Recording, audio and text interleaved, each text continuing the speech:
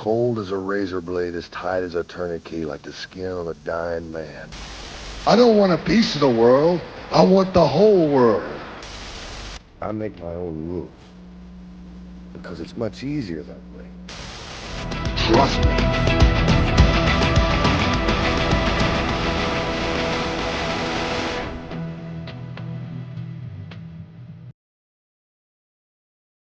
What's up, everybody? It's Marcus D'Angelo. We are back for the final ever episode of The Snake Pit.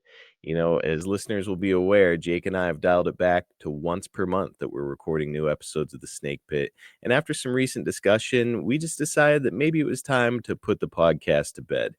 We've covered about 95% of Jake's career over these 153 episodes of The Snake Pit, including some stories that have never been told before. In fact, Jake's daughter at one point reached out to me and said, this is something that I've never heard my dad talk about before. That was in reference to a Mid-Atlantic episode that we did. And so I'm really proud to have been able to bring you guys stories from Jake that otherwise maybe would not have been heard. This has been fun for me. It's been a real passion project, and it was really kind of my foray, my first start into the world of professional podcasting. I'd done some podcasts with my brother on WrestleZone before, but Jake took a chance on me as one of my friends, and he and I really made some great memories here on the show. We're going to be reliving some of those memories today as we go back through the archives for some Ask Jake Anything stuff. And I hope that you guys enjoy this episode, this compilation that'll be our final episode of The Snake Pit. And I know that a lot of you are probably wondering, what's the future like? What's going to happen on the YouTube channel? Is there going to be a show to replace this one? Well, the short and simple answer of that is I'm not sure yet. I think that, we've got over 30,000 people on this YouTube channel, and I want to do something with it. And I will do something with it. It's just a matter of kind of figuring out what that is. Will it be wrestling clips? Will it be original content? Will I get somebody else to come on and maybe start a new podcast with me on this channel? I think the answer to all that is maybe. So stay tuned.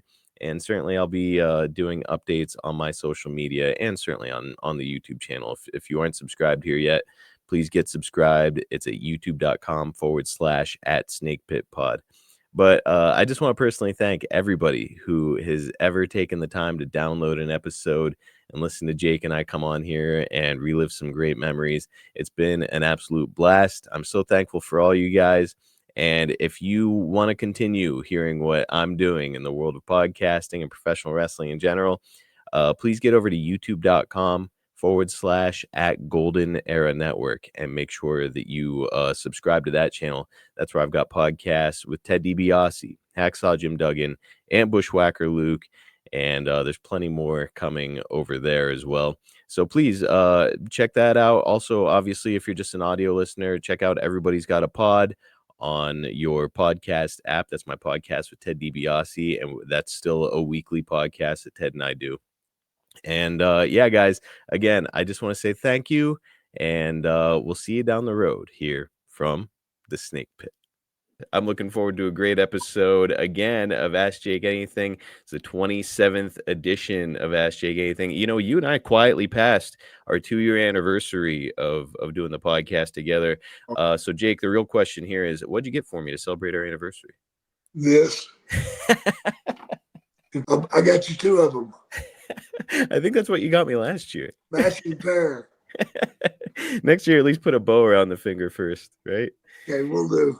All right. Well, look, guys, get into my DMs if you've got a question for Jake. You can pretty much guarantee that I will ask it to him if it hasn't already been asked. Or, again, Jake prompts you on social media.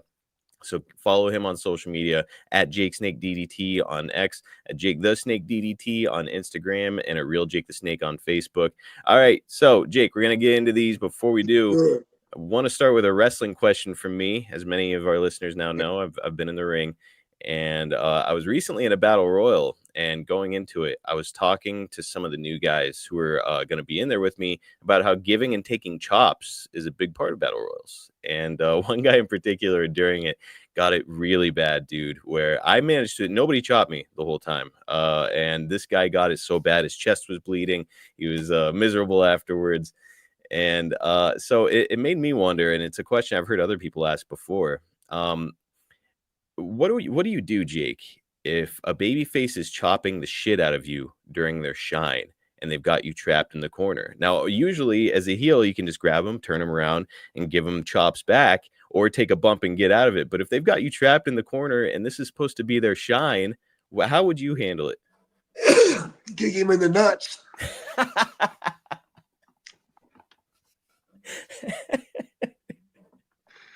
Yeah, buddy.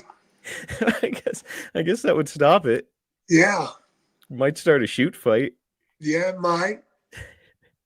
But if the guy's going to give me chops during his shine, he deserves it. That's a bullshit shine, right? Yeah, it is. Oh my God. I knew it was going to be a great answer, but you always surprise me anyways. Oh, well. Just tell you the truth.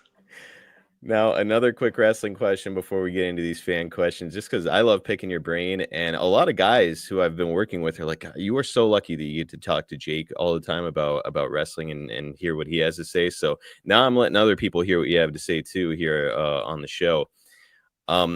Jake, nowadays, a lot of matches are reduced down to 6 to 8 minutes on indie shows, which doesn't leave you a lot of time after entrances are done. No.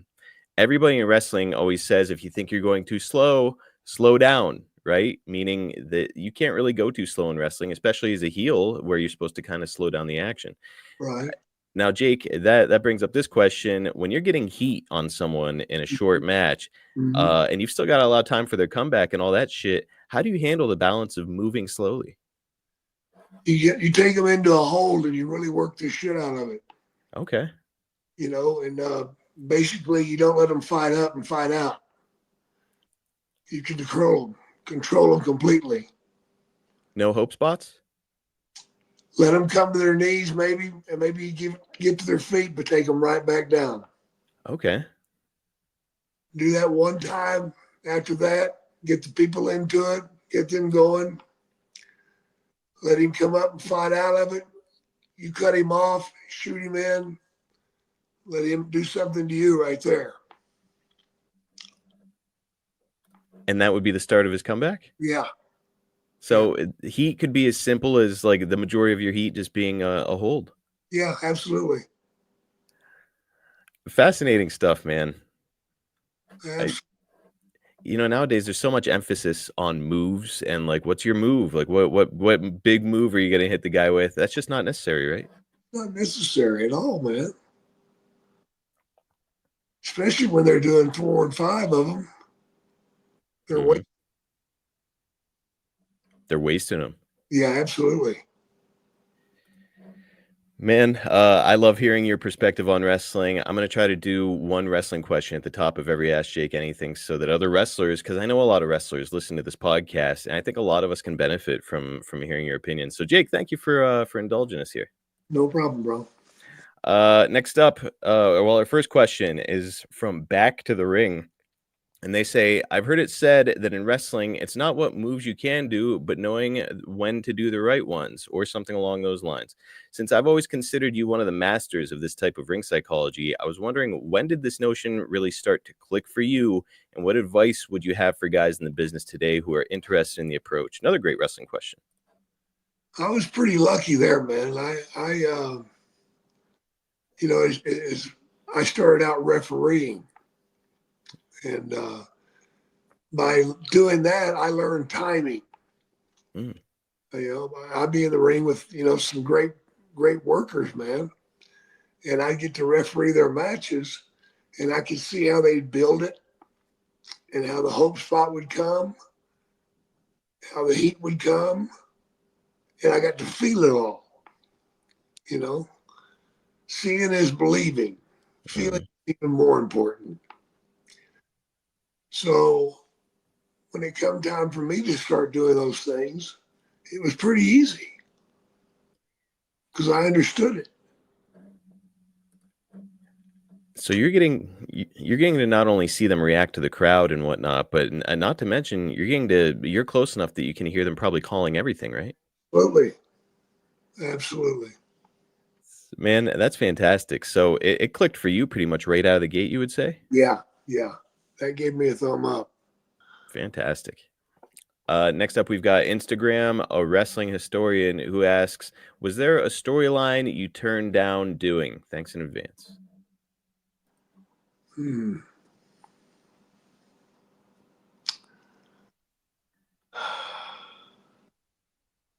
I'm sure there was, but I just can't think of it. Hmm. Or we changed it into something else, I gotcha. you know? So maybe it started one way, but you guys sort of manipulated it a little. Yeah. Yeah, I'm sure.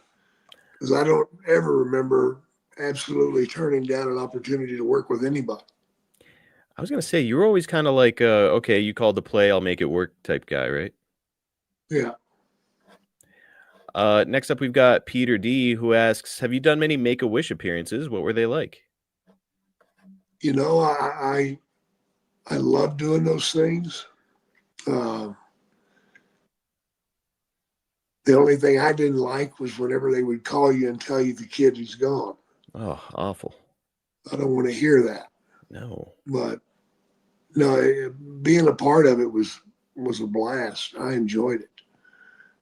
See those kids light up, and over the simplest of things, you know, and just to watch them get excited and hear their excitement, you know, it's a pretty good feeling, man. Got to be unbelievable feeling to know that, like, this kid's wish is to see Jake the Snake, to be with you. Yeah, absolutely, man. That's pretty wild. Next up, we've actually got a guy that I work with. IWC wrestling legend Jock Sampson submitted a question for you. He's a big fan of yours, big fan of the show. And he's got a pretty simple one. He said, what's the best Rick Rude story that you can legally tell? Legally tell. Well, probably the one where he called my room wanting a condom. Like 3 o'clock in the morning. And I went off on him. I cussed him. You know, because now I know what he's doing. I'm doing nothing. So my dick gets mad and blows up on me. And then I'm laying there in bed thinking about, well, what's he doing right now? You know, Lucky bastard. you son of a bitch, you know, and yeah, then try to go to sleep. But what happened was the next morning I got up and I went downstairs. When I did, there were like 6 or 7 cops in the lobby with a dog. And I just got through smoking a joint, so I was freaking out. Oh boy. The dog was kind of looking at me like, guilty bastard, you know, and so I just kept away from the dog. But I noticed they got Rick Rude in handcuffs. Oh man. So I'm like, what the fuck? What happened? So trying to still be kayfabe and everything, I had to go to the airport. So I get in the van to go to the airport, and I asked the driver, I said, man, what'd that guy do? Oh, that guy's a lowlife, man. He's a real piece of shit. I'm like, yeah, well, I know him, man. He's lighting up that, you know. I said, what'd he do? He said, oh, man, he broke into our kitchen, man, 3:30 this morning. I said, fuck, he must have been starving. You know? And he said, no, man, he didn't steal any food. All he stole was saran wrap. And I'm like, saran wrap? He said, yeah. I hollered at Rude. I said, saran wrap? And he went, yeah, to wrap my dick, you know? So, yeah, he was a hero of mine. Oh man, that's gonna be a tough story to beat. Holy shit. Story beat. I see how you did that. See, I know what I'm up to over here, Jake. Boy, you really could have saved him some grief if you would have gave him a condom. Yeah, I'm glad I didn't. Yeah, fuck him, man. Out there getting laid while you're trying to sleep. Hell yeah. Right. Next up, we've got King Retro, who asks, this is a pretty interesting one. Whenever you were setting someone up for the DDT, you always tap them on the back. Was that supposed to be a cue to let your opponent know that it was time to protect himself? Yep. So the tap is, here we go. Here we go, bro. Interesting. All right. I would always see you do it, and I always just thought it's like, you know how like a quarterback will tap the ball before they throw? Yeah. I always thought it was just something like that. Like, all right, here we go. That's the setup. Darren Klein is up next. Which quality is more important for a wrestler, in-ring ability and psychology, or developing a strong character?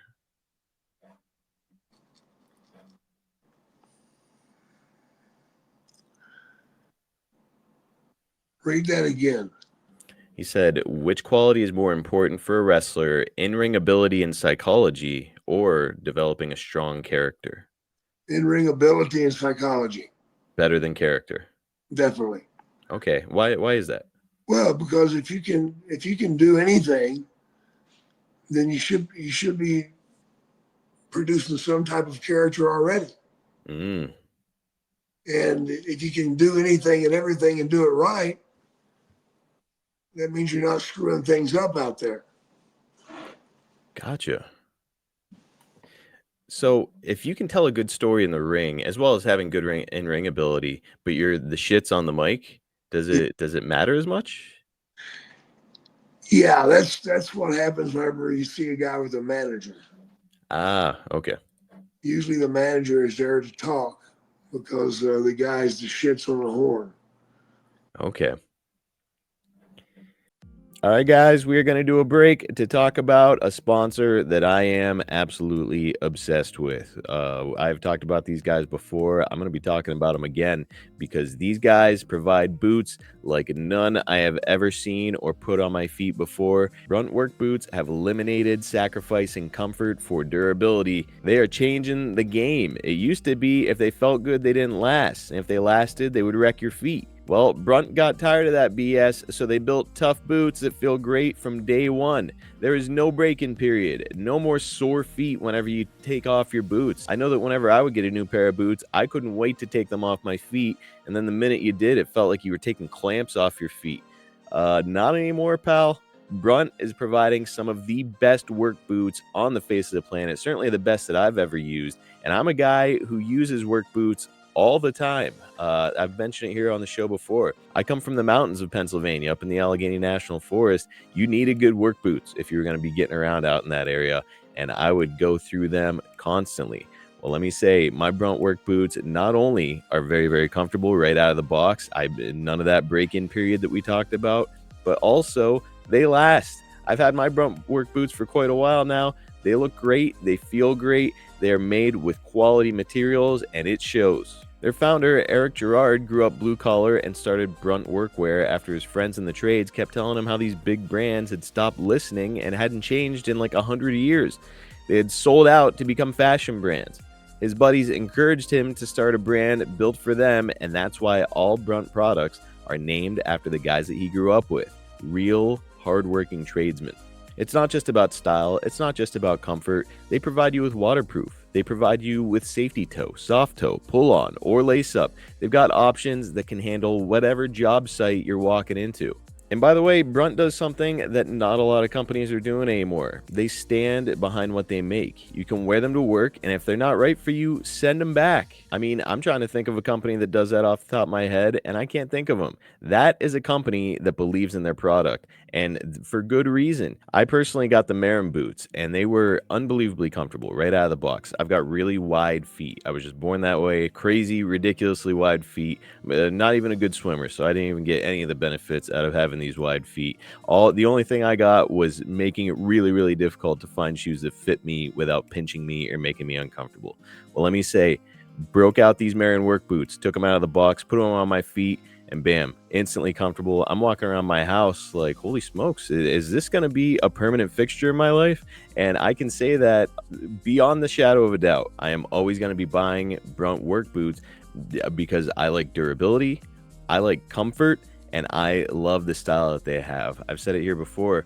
I'm wearing these, you know, to get stuff done, but I'm also wearing them just because they look cool. I'll just like, I actually just went back to my hometown up in the Allegheny Mountains not too long ago. I brought my Brunt work boots with me. I wore them the whole time I was up there and got a ton of compliments. I mean, Brunt has covered every single base. They look cool. They feel great. You just can't beat them. Plus, by the way, Brunt isn't just about work boots. They also offer a full range of high-performance gear built for tough jobs. We're talking about heavy-duty work pants and weather-resistant jackets. Dude, Brunt designs durable, reliable workwear to keep you protected and productive in any condition. Just like you, Brunt was tired of the workwear brands out there cutting corners. You deserve better. You work too hard to be stuck in uncomfortable boots that don't hold up. So Brunt did you a solid, dude. They built something better. Boots that are insanely comfortable and built for any job site. For a limited time, our listeners get $10 off at Brunt when you use code SNAKE at checkout.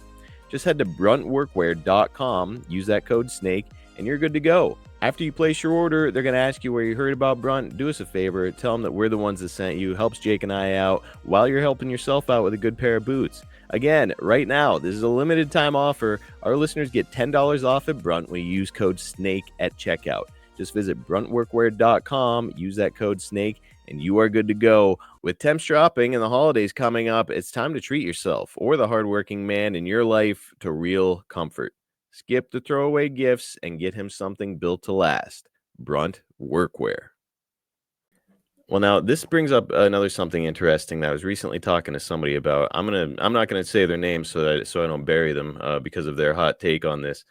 But the guy I was talking to said that in his opinion, he said the Ultimate Warrior was a better professional wrestler than Bret Hart. And he said the reason why is because obviously Hart would work circles around Warrior, but the defense was that Warrior was a bigger personality and drew more money. So what's your take on that? He drew more money, all right, but he was never a professional wrestler. Calling him a professional wrestler is a stretch, right? That's a real stretch there. He was a bodybuilder who fucking threw people around the ring. That's it. I don't know. I sort of see his point. Like, obviously, that's blasphemy in the wrestling world to say that Warrior was a better wrestler than Bret Hart. But like, when you say like he was a better wrestler because he drew more money and he was a bigger character, it's like I guess that's kind of the criteria for success. Yeah. I don't know. It's amazing what you can do when you're hand fed, you know. That's exactly it. Yeah, it makes you wonder, like, okay, this guy was given all those opportunities with very little in-ring skill or knowledge. It's like, what if you'd given those opportunities to a guy who had more ring skill and knowledge? Yeah. Could have really climbed. Be interesting.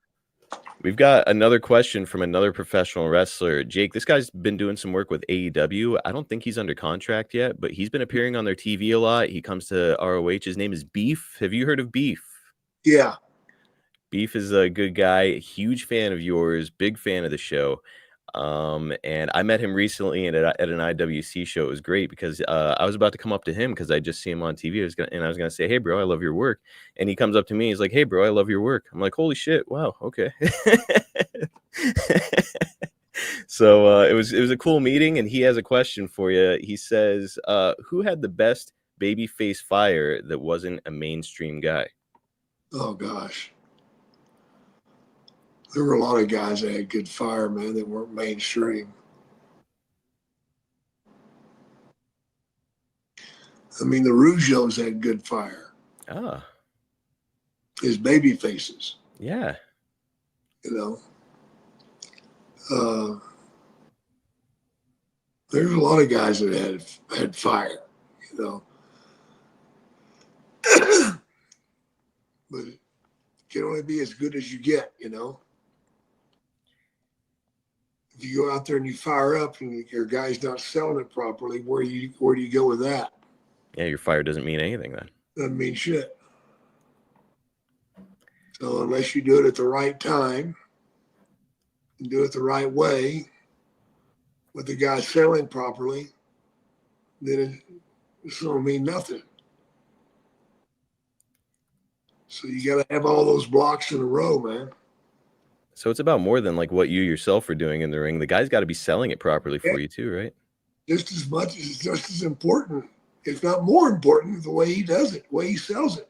Mm-hmm. Jake, what did you think of the whole? Whenever somebody says the phrase "babyface fire," for whatever reason, my head always goes back to like that old era of wrestling, where like the babyface would start his comeback and he'd do the hair on fire thing, where he'd like wipe his hair and start looking crazy in the ring. It always came off a little bit campy to me. I don't know. What did you think of that whole thing? I thought it was hilarious. Yeah. Yeah. But as the heel, you're kind of stuck having to sell it like terrified, right? Where it's like, oh yeah. shit, here he comes. This guy's rubbing his head. Right. The hair on fire sell. Somebody's got to bring that back. Maybe you, Beef. I think it's your time, Beef. Bring it back. It could work. Steven Medness, I guess is how you say it. Jake, your favorite city to travel to, what is it? He asked if it's Chicago.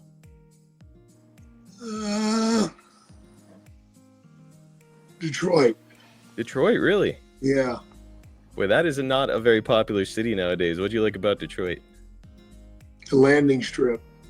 The landing strip at the airport? Yes.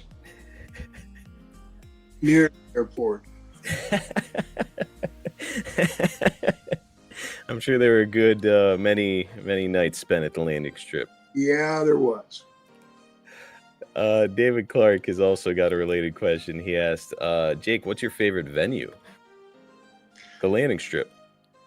Yeah, right. I liked the Rosemont Horizon, man, in Chicago. That's a great one. Yeah. Was it the acoustics with the wood ceiling? Yeah. Yeah, that's like a hard Peter or a sore Peter, hard to beat. There you go. Rick Guzman is up next. Did a fan ever shout anything while you were wrestling that was so funny that it popped you in the ring? Oh God, yeah. Yeah? Oh sure. I can't think of anything, but yeah, it's happened. I'm sure it happened a good many times. Oh yeah. Willie Drake is up next. Have you ever been around Baron von Raschke? Yes, I have. What do you think of the Baron?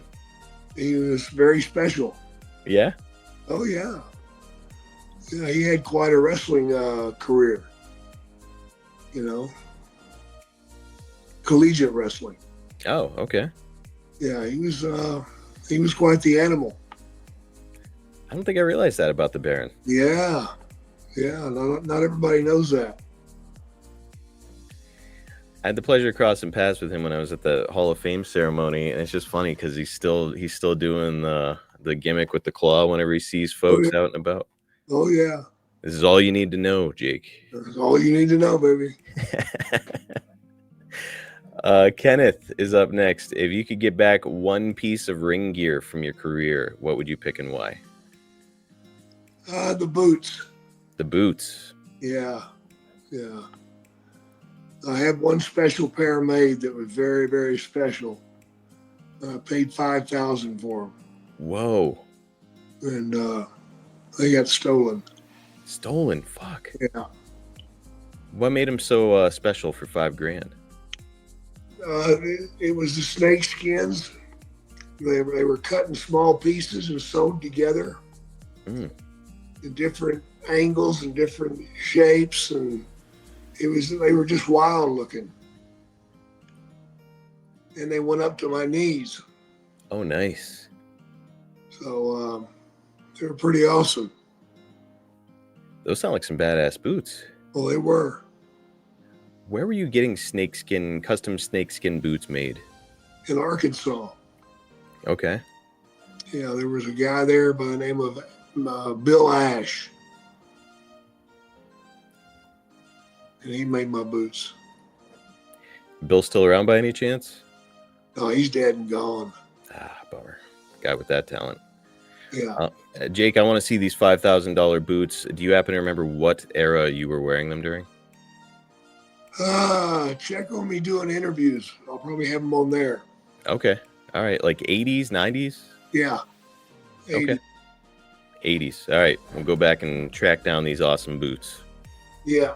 Kane Kohler, I guess is how you say it, asks, the steroid controversy was centered around George Zahorian and drugs he was distributing to wrestlers backstage in Pennsylvania. Did Jake spend any time around Zahorian? Yeah, absolutely. Yeah. So you can confirm some of these behaviors? A good doctor handed out a lot of stuff. A lot of stuff. Now, he follows it up with, and this is like a logistic question I never even considered. What can you tell us about the process of getting steroids or medications from Zahorian backstage? Is it as simple as like you walk up to the guy and say like, hey, dude, I need some Oxy or whatever? Yeah. That was it. That was it. He'd go into a room and he'd have several suitcases in there. And you tell him what you wanted, and he'd go through the suitcases and get it and package it up for you and hand it to you. Do you pay him cash? Yep. Wild. Yep. Well, he did like 3 years or something in federal prison and then came out and continued being a doctor. So I don't know what the fuck happened there. Good for him. Good for him is right. All right, we'll do one more and then we're out of here. Hamus asks, Jake was still active in wrestling when guys like Raven and Tommy Dreamer started using the DDT as a finish. Did they ask for permission, and how did Jake feel about it? They didn't ask for permission, but I was good with it, man. You didn't mind? No, not at all. Now, I heard you say before that nowadays you don't mind guys using the DDT because, as you said, you're like, well, it's not a finish anymore, so it just proves that I'm better at the DDT than they are. Yeah.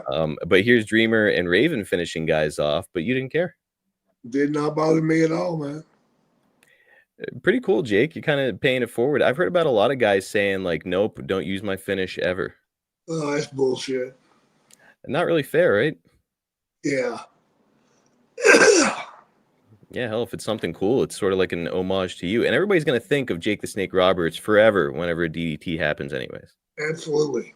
All right, guys, it is time to take a quick break to talk about a subject that I know is near and dear in the hearts of all men everywhere. Of course, I'm talking about your penis. So we all know that guys enter the room dick first, and that's because our penis is like one of our most important appendages, right? And it's really important that that little guy acts up when he's supposed to. I mean, we've all been there as guys, right? You're in the bedroom, your partner's ready, you're ready, but you look down there between your legs and your little guy's just down there staring at the carpet. That doesn't work for me, brother. That's why I turned to Blue Chew. Blue Chew isn't just a tablet, it's a cheat code for your crotch. Stronger, harder, longer lasting, like somebody gave your little partner down there an energy drink and he's just ready to go. I mean, don't take my word for it. Try it for yourself, pal. Blue Chew is going to get that thing so hard you could hammer a nail with it. You could hang a paint can off of it. You couldn't turn the head of it with a pipe wrench. There are a lot of ways to describe Blue Chew's wonderful effects, but more than anything, it's about giving you confidence. Confidence is key, and if you're not feeling it, you know that your partner is not going to be feeling it either, and then nobody has a good time. Take advantage of Blue Chew. It might just be giving you the best sex of your entire life, and you've been missing out on it up until this moment. Not anymore. We're hooking you up. And Blue Chew is about more than just performance, too. This is also about legacy. You know that your partner is in a group chat talking about how things went or didn't go in the bedroom. Give them something to talk about. Nothing makes you more of a legend than a little Blue Chew. Discover your options right now at BlueChew.com. We've got a special deal for our listeners. As always, get your first month of Blue Chew free. Just use promo code DDPSNAKE at checkout and pay $5 for shipping. That's it. Join Blue Chew's mission to upgrade humanity one thrust at a time. Head to BlueChew.com for details and safety info, and we want to give Blue Chew a big thanks for sponsoring the Snake Pit. All right, we're starting out with an interesting one. Nathan asks, did Jake raise his hand whenever someone threw a chair, or was he just taking it on the head? I took it on the head. Did you really? Oh, yeah. If somebody said, Marcus, $1,000, which would you say Jake is going to say? I would have said Jake is putting his hand up. He's an old school pro. No, never did. Oh, my God. How bad was like the worst chair shot that you've taken? Oh, I've taken some that made me wake up 2 days later. Like no memory of anything? Yeah. Who the fuck is throwing the chair like that at you unprotected? One man gang got me. Okay. Jim Duggan tells a story about one man gang giving him possibly the worst injury of his whole life. I've heard other guys say that being in there, it was like they've had street fights and lost and felt better afterwards. Was one man gang a little bit of a bruiser out there? He's a bit of a bruiser. When you got a guy that size who's kind of not necessarily holding back, are you just firing back as hard as you can, or what? You got it. Does that slow him down or encourage him more? Oh, it slowed him down. Yeah, it's once you get punched in the face, you kind of reevaluate. Yeah, or the throat. Jake, I told you about a match that I had recently, and we won't go into the details of that match. However, one thing I did not tell you offline was that the finish of the match was I went over. I loaded my glove. The guy puts me up on the top rope. He goes to give me a superplex. I pull him away. My glove is loaded. Pow, punch him. But in this circumstance, Jake, I'm punching up because the guy's standing above me. I'm not used to doing that. I punched him right in the fucking face. Good job. Is there like a protocol when you accidentally do it? Just sorry, brother, or do you say go ahead, give me one, or what? That's it. Just sorry, brother. Yeah. All right, I don't feel so bad then. James Dieter is up next. He asks a pretty funny one. In his prime, if Jake's life depended on it, could he do a springboard into the ring? What the fuck is that? That's where you stand on the ring apron and you like use the ropes to make yourself jump up so that your feet are on the top rope and you use it as a springboard. Fuck no. Not doing that silly shit. If your life depended on it, gun to your head, could you? Nope. What about a moonsault, Jake? Have you ever done a backflip? Nope. All right, so you wouldn't have been able to do a moonsault for like a $1 million payoff. No way. That sounds a little scary to me. We've got Shy Guy up next, and he asks, what is the most important match that you had in your career and why? Jake, I want to point out that this is an interesting one because of the phrasing. It's not best match, not your favorite match. What is the most important match of your career? Wow.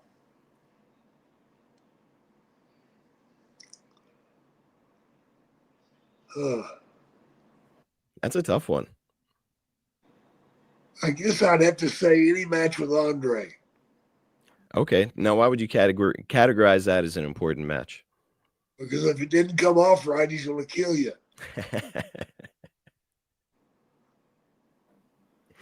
So if the match was the shits, then he's just going to gobble you up. Yep. Now, when you signed with the WWF, do you think that it was anything in particular that you had been doing up to that point that kind of got the attention of New York? They've been watching me for quite a while. Oh, really? So it wasn't like what you had done with Dick Slater right before getting signed that like got you signed necessarily? No, they've been watching me before that. I was at Georgia Championship Wrestling whenever they took over. Yeah. And they wanted me then. But I was too stupid. If you could remind our listeners, what was it that turned you away from going up to New York during that time? I just wanted to honor NWA, man. It was like a loyalty thing. Loyalty, yeah. It's interesting because that happened in July 1984. In January 1984, that's when Hogan took the belt off of Sheik. So like Hulkamania had started, this like upward ascension was there, and in theory, you could have been there for it. Yeah, I could have been there for all of it. Who knows if they would have put you with the Snake at that point or not, though? It's like, I don't know. It like maybe you could have been there for it, but maybe it wouldn't have been quite the same. Who knows? Next up, we've got Greenie, who asks, who is the best person you traveled with on the road, and who is the worst? Oh, Hacksaw Jim Duggan was the best. Why'd you like traveling with Jim? Because we like to smoke weed. Who brought the weed, him or you? Both of us. Well, that makes it even better. Oh, yeah. But we like the same sort of stuff. We got along really good, man. And as far as the person worst traveling with, uh, I can't think of one because I wouldn't travel with somebody that was the shits. Oh, really? I just tell them get the fuck out. It doesn't sound like traveling with Boogie Woogie was necessarily a blast. Oh, he was fine. Oh, okay.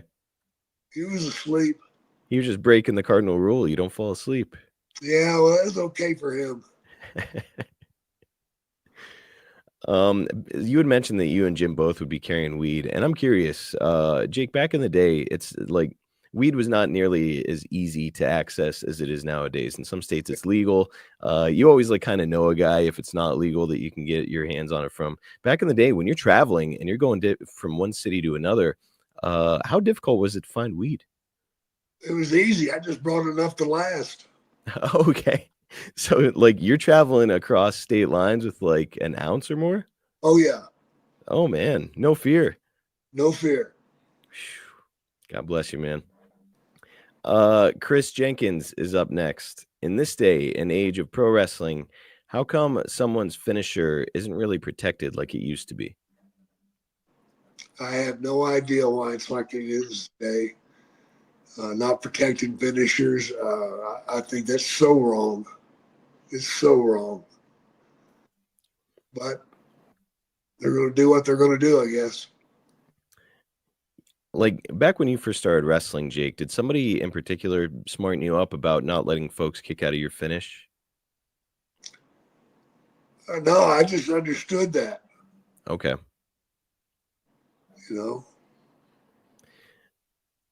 It is interesting nowadays because it's like false finishes are like the new norm in every big match. You'll get like no joke, and some of them I want to say it was I don't know, maybe Kenny Omega versus Ospreay, who are both phenomenal performers, obviously. But Yeah. I want to say when I saw those two wrestle, it was like 5 false finishes, something like that, and everybody's like, "Oh man, what a match!" And I'm like, I don't know, like they really scraped the bottom of the well on the false finishes. I don't know, Jake, is it just new wrestling to get used to, or do you think they're approaching it the wrong way? I think what they're doing is good, man. I mean, the false finishes are good, Mm-hmm. but you don't have to destroy every finish, though. You know what I mean? Yeah. You don't have to destroy somebody else's go home. There's no reason for that. Did you ever let anybody kick out of the DDT even on like the indies? No. Never. Hell no. Certainly not on the indies, because it's like, why would this guy get that opportunity? Yeah. You kidding me? Have you ever kicked out of somebody's finisher and then got up into the strong babyface fire deal? No.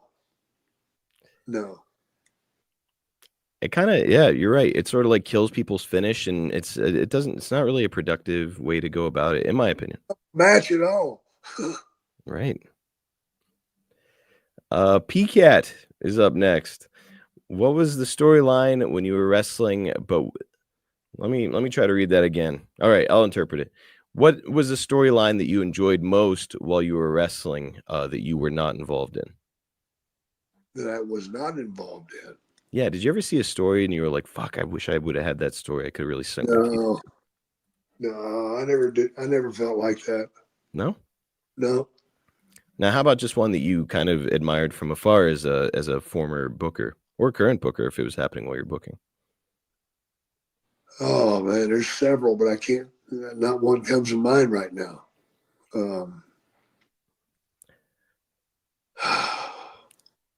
I've heard a lot of people say that the Mega Powers storyline is like one of the best stories ever told in professional wrestling. Would you echo that?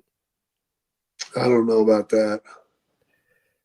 I think people like it because it was like it was literally a year-long storyline, one Mania to the next, which I get. It's like long-form storytelling, and that's good stuff. But Yeah, I don't know about best. I don't know about the best. No. No.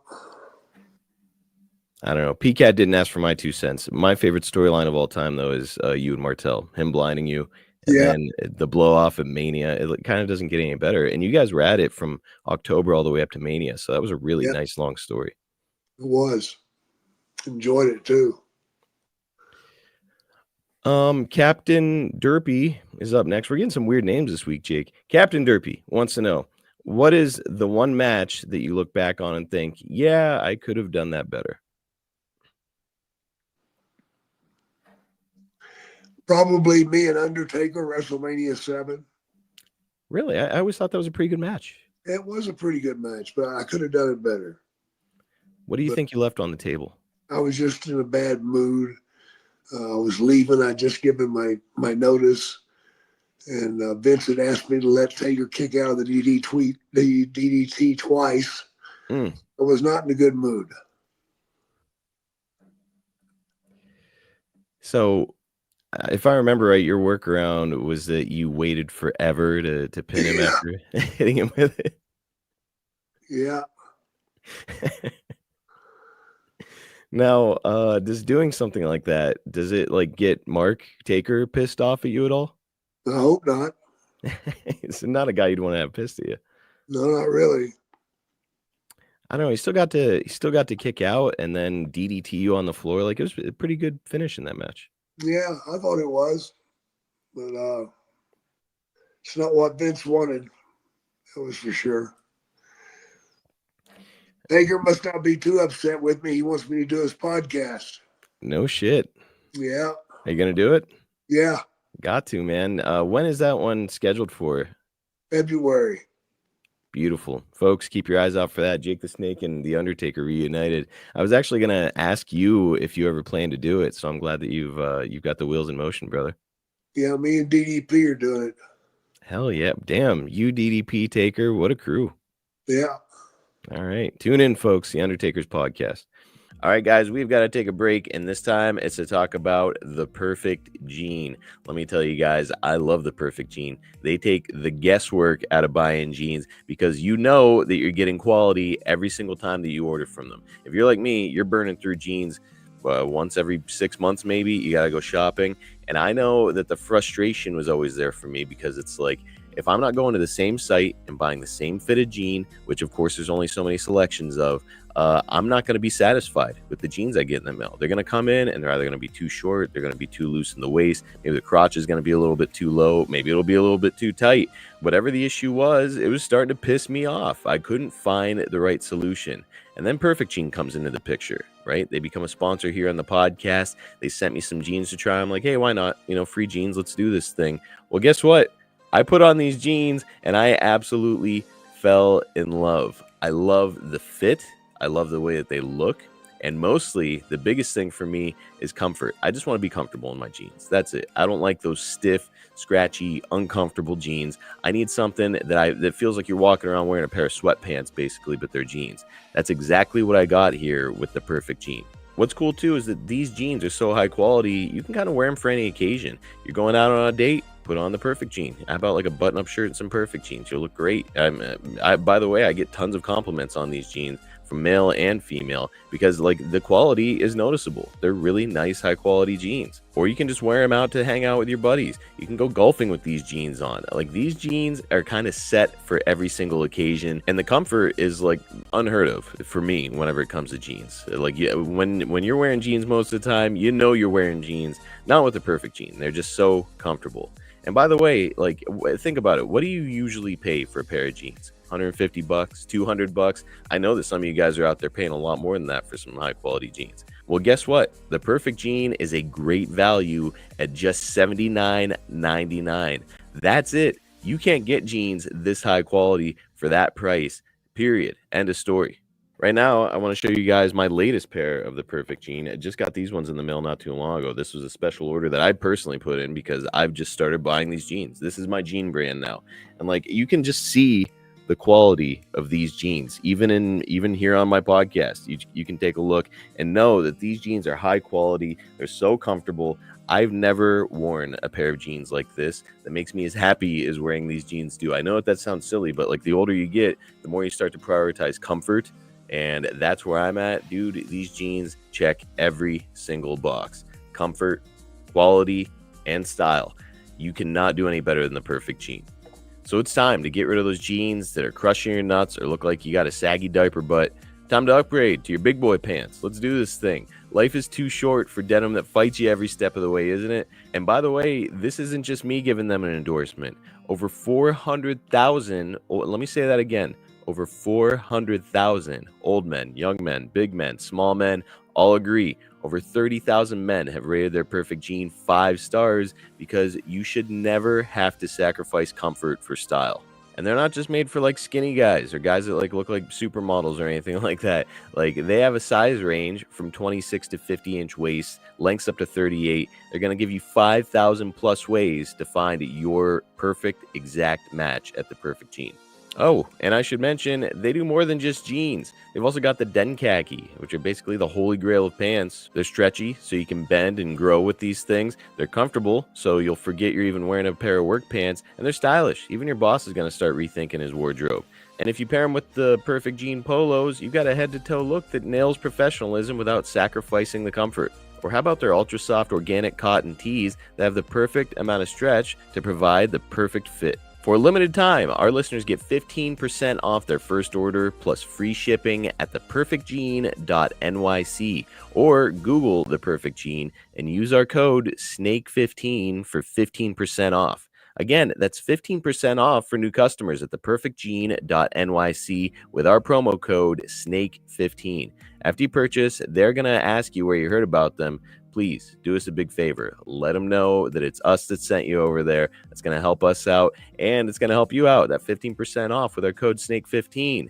Fuck your khakis. Get out there. Go get the Perfect Jean. You guys are going to love them just like I do. Eponymous Hippopotamus is up next. Why do you do the DDT with your left hand instead of your right? Never thought about that. I want my right hand free. Okay. And yeah. One thing that I was always told whenever I began training was that wrestling in America, you do everything from the left. Yeah. So you like grab the left arm and yeah. So I would guess that has something to do with it. Yeah. Now, on the flip side of that coin, Jake, in Mexico, wrestlers do everything from the right. So when you went to work in AWA, did you have to make that adjustment to avoid a clusterfuck out there? No, I just kept doing what I do. Okay, so they kind of adjusted to you. Yeah. As it should be. Yeah. Next one is Absy Does It asks, what is your opinion on WWE bringing back legends into the fold and giving them the flowers they deserve for the platform they have helped build today? I think that Absy is referring to Saturday night's main event. Jim Duggan was on it. Ted was on it. Arn and Tully were on it. A number of people. Dory Funk Jr. I think it's great, man. Why not? Why not? It is good. You know, it feels like an extension of like the olive branch where I don't know, back in the day, it used to almost feel like when you left the WWF, you were kind of like dead to them. They didn't acknowledge your existence anymore. And then, you know, they might bring you back and bury you with a shitty storyline. Yeah. So now it's like they're kind of paying homage to these former wrestlers. It's a good time in wrestling. Yeah, I think so. Our old pal Peter D is up next. Hi, Jake. Did you ever know Lord Jonathan Boyd? He was a bit out there, apparently. Yeah, I knew Jonathan Boyd. He was out there. Who is he? I've never even heard of him. He was a cat from Australia. And yeah, he was out there. What kind of weird shit was this guy doing? Just goofy shit, man. You know, he was rugged too. Tough dude. Yeah, real tough. You mentioning a guy from Australia makes me think about Outback Jack. If you remember that fella. Do you have any memories of working with Outback Jack? No, I never worked with him. Oh, okay. Just worked around him. I've seen some of his work. No good? Not so much. Now rumor has it that the British Bulldogs ran him out of the WWF with some of their ribs. Did you ever witness any of that? Yeah, that's true. Any of them stick out to you? Yeah, they cut his alligator off his back. Cut his alligator off. Yeah, he had an alligator on the back of his jacket, and they cut it off and threw it in the parking lot. Why do you think they added in for Outback Jack? Just because. I know that Brian Blair, who I recently spoke to, mentioned that they would put super glue inside of his hat, and he'd like put it on his head, and when he'd get to the ring and try to pull it off, and he couldn't. Yeah. Which is kind of a funny rib, objectively, but man, it sounds like this poor bastard was really getting it. Yeah, he was getting it, man. Peter's got another good question. Are the top wrestlers today paid too much? Does it breed a certain lack of drive when they're making high six-figure incomes? I don't think you can pay wrestlers too much. I agree. Why is that your opinion, though? Well, simply for what you sacrifice. You know, for the work that you put in it, you should be paid well. Not to mention, you see a lot of these guys and how they walk around years later, and some of them are in wheelchairs, some of them have to use canes to get around. I don't know a single wrestler that didn't have to go get some kind of a surgery as a result of being in the business. So absolutely, it's not an easy gig. But so I agree with you. Jonathan is up next. Did you play as yourself in any wrestling video games or arcade games? Did I play as myself? Yeah, when you were on a game, would you ever go out of your way to check it out and see how you were on the game? No, I never did. Have you ever played a video game in your whole life? Yeah, Pac-Man. Okay, that was it.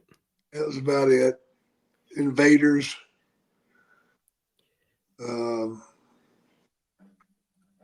Donkey Kong. Did you say Donkey Kong? Yeah. Uh-huh. That's about it.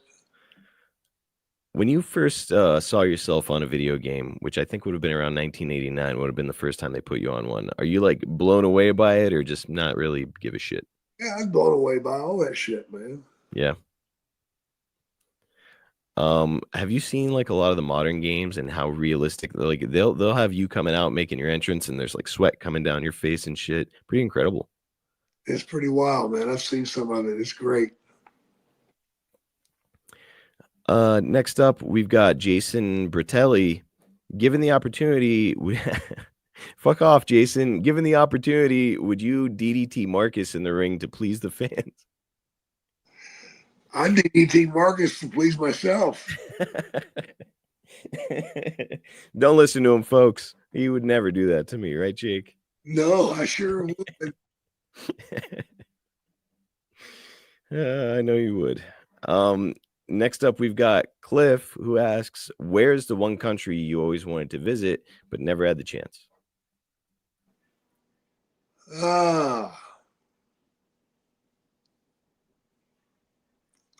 Probably Spain or France or Italy. I never got a chance to go to any of those. Wow. Even during like the crazy WWF European tours, they never ran through there. Nope.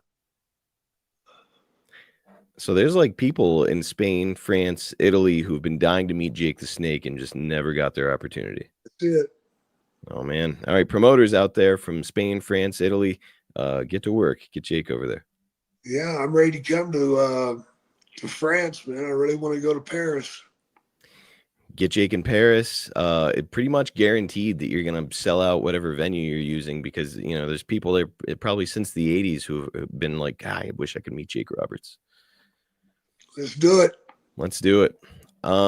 Next up, we've got Tony Carangelo, who asks, if your finishing move wasn't the DDT, what would you have used?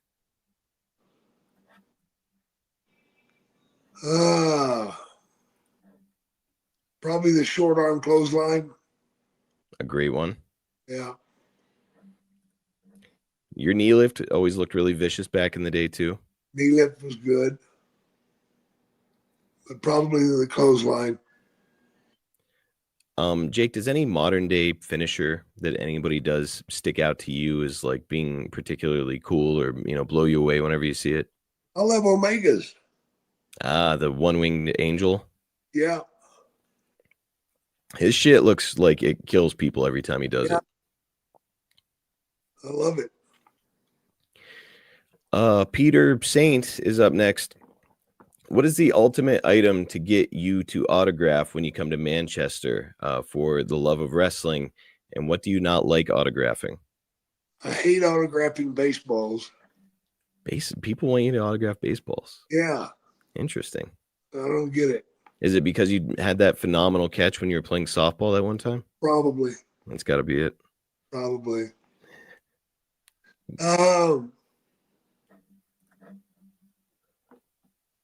I don't know. Nothing sticks out as your favorite thing to sign? That is my favorite thing to autograph. Let me rework the question because I know that you'll autograph a lot of action figures and stuff. Yeah. Jake, is there one action figure in particular from your entire career that you're like, this is my favorite one that I've seen of myself? Yeah, Fury. Fury? Yeah. What is that? It come in a big box. Is that the one? Oh, go ahead. It said Fury on it. Okay. Yeah. It's like a statue of you. Yeah. Unmatched Fury. Yeah. Yeah. Oh, those are really cool. Yeah. Finally, we've got Steve C. Davis who asks, did Jake ever wrestle Dr. Death Steve Williams? Oh, yeah. Lots of times. What did you think of Doc? A lot of tag matches against him. Him and DiBiase would be a tag team, and it's me and Barbarian. Oh, yeah. Okay. What'd you think about being in the ring with Doc? He's great. So, like, Division I athlete, he was phenomenal as a wrestler and as a football player. Now he's stepping into the world of wrestling. Not dangerous. Usually a lot of those guys are dangerous when they're young. He was fine. Okay. So had decent ring psychology and whatnot? He's coming along at the time I was in there with him. Would have been like 1985. He'd been 3 years in the business. So, yeah, he'd had some time to learn. All right, guys, it is time to take a break to talk about a sponsor that I love and use all the time. We are talking about Chubbies. Fellas, it is the holiday season, and that means that you're going to be going to your spouses, families, houses. You're going to be going to a bunch of events. It's that time of year when you've got to be dressing up and looking sharp. And with that being the case, you've got to check out our friends at Chubbies. From family dinners to holiday parties, Chubbies has got you covered, man. So you can focus on just being yourself and letting the good vibes roll. Their stuff is so comfortable, it should come with a warning label. As the temps drop and the weather gets grim, their flannels, pullovers, quarter zips keep you warm, stylish, and ready for absolutely anything. From freezing your tail off at the football game to crushing donuts at the pumpkin patch or holding court at the bonfire, this holiday season spread cheer and maybe a little drip with Chubbies. Perfect for upgrading your own winter rotation or gifting to that one person who already has everything. So for me personally, guys, I am a big flannel guy. I love flannels. It's like walking around wearing a blanket. And also, I just dig the style of wearing a flannel. I like the way that it looks with a cool jacket or with a tassel cap or a beanie like I like to wear. And as a flannel snob, let me say that Chubby's flannels have really stood out to me. I think that the patterns are really cool. I think that the look is really great. And more than anything, I think that the fit is really comfortable and stylish. And really, for me, it's all about comfort. And these flannels absolutely crush it in that regard. It kind of gives you the best of both worlds, the classic flannel look and the warmth of a fleece. They've got more than that, though. Most of you guys know that I'm a huge Dallas Cowboys fan, and I did not expect to see the NFL buy Chubby's collection. But man, am I glad that I did. They've got these buttery stretch polos, rad swim trunks, and mesh shorts with your favorite teams printed all over them. All 32 teams are available, so you know that I loaded up on my Cowboys. I mean, I got some friends with some hot tubs, and I'm going to be repping my Cowboys in these awesome swim trunks that I picked up. So don't wait for next year and thinking about, oh, well, I'll get a pair of swim trunks next year so I can take them to the beach. No, dude, get them now. I know you're going to be getting in a jacuzzi or a hot tub. Why don't you rep your team and get into that hot tub in style?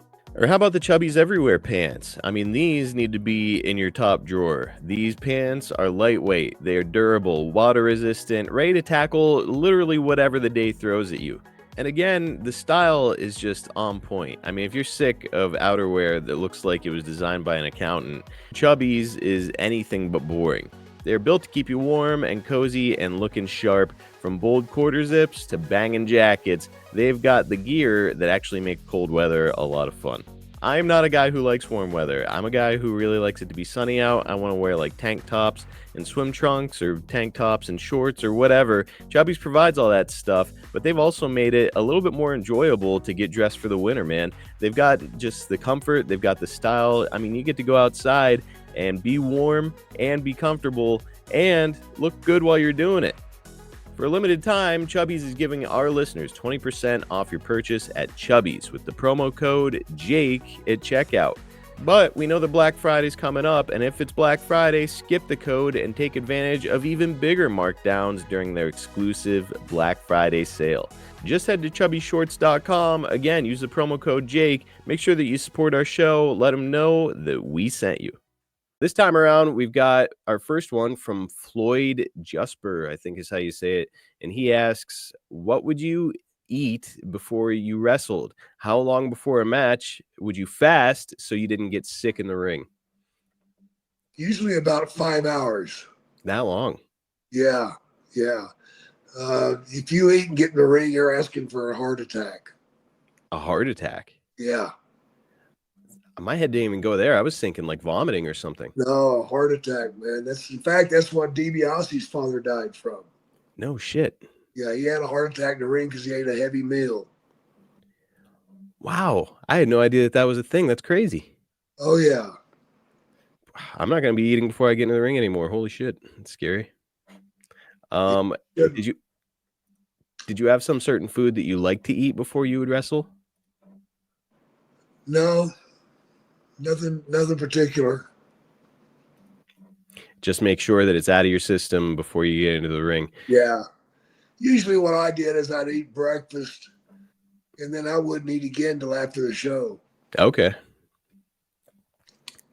So then after the show, I'd imagine you're fucking starving, so you're probably going out having a big old steak dinner or something. Yep.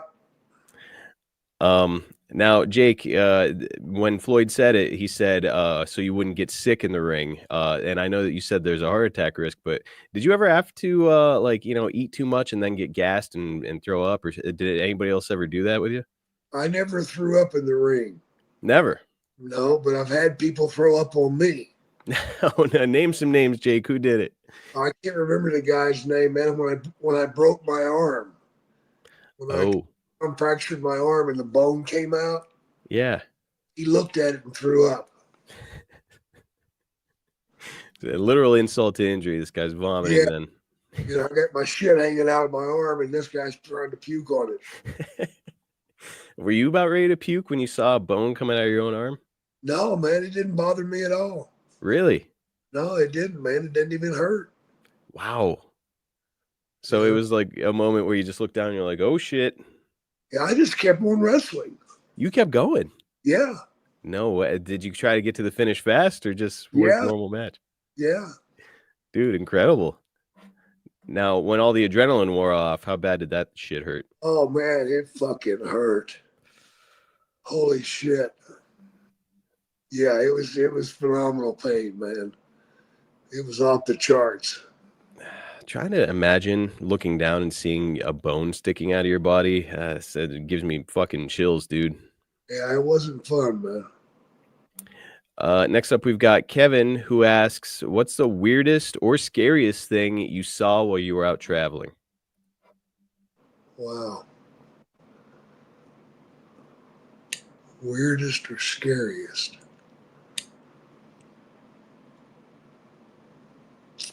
Well, the weirdest would probably have to be driving down the road and driving by Mike Boyette. Ah, the hippie. The hippie. Yeah. and he was sitting on a cooler drinking a beer. Wait a minute. He like just on like the side of the road. Yeah, he was thumbing for a ride. He really was a hippie, huh? Yeah, that's exactly what he said. You guys get away from me. You're fucking up my gimmick. Did you pick him up? No, he tried to, but he wouldn't get in the car. Oh, he didn't want to fuck up his gimmick. That's right. Boy, I wonder how he got to the next town. He got there.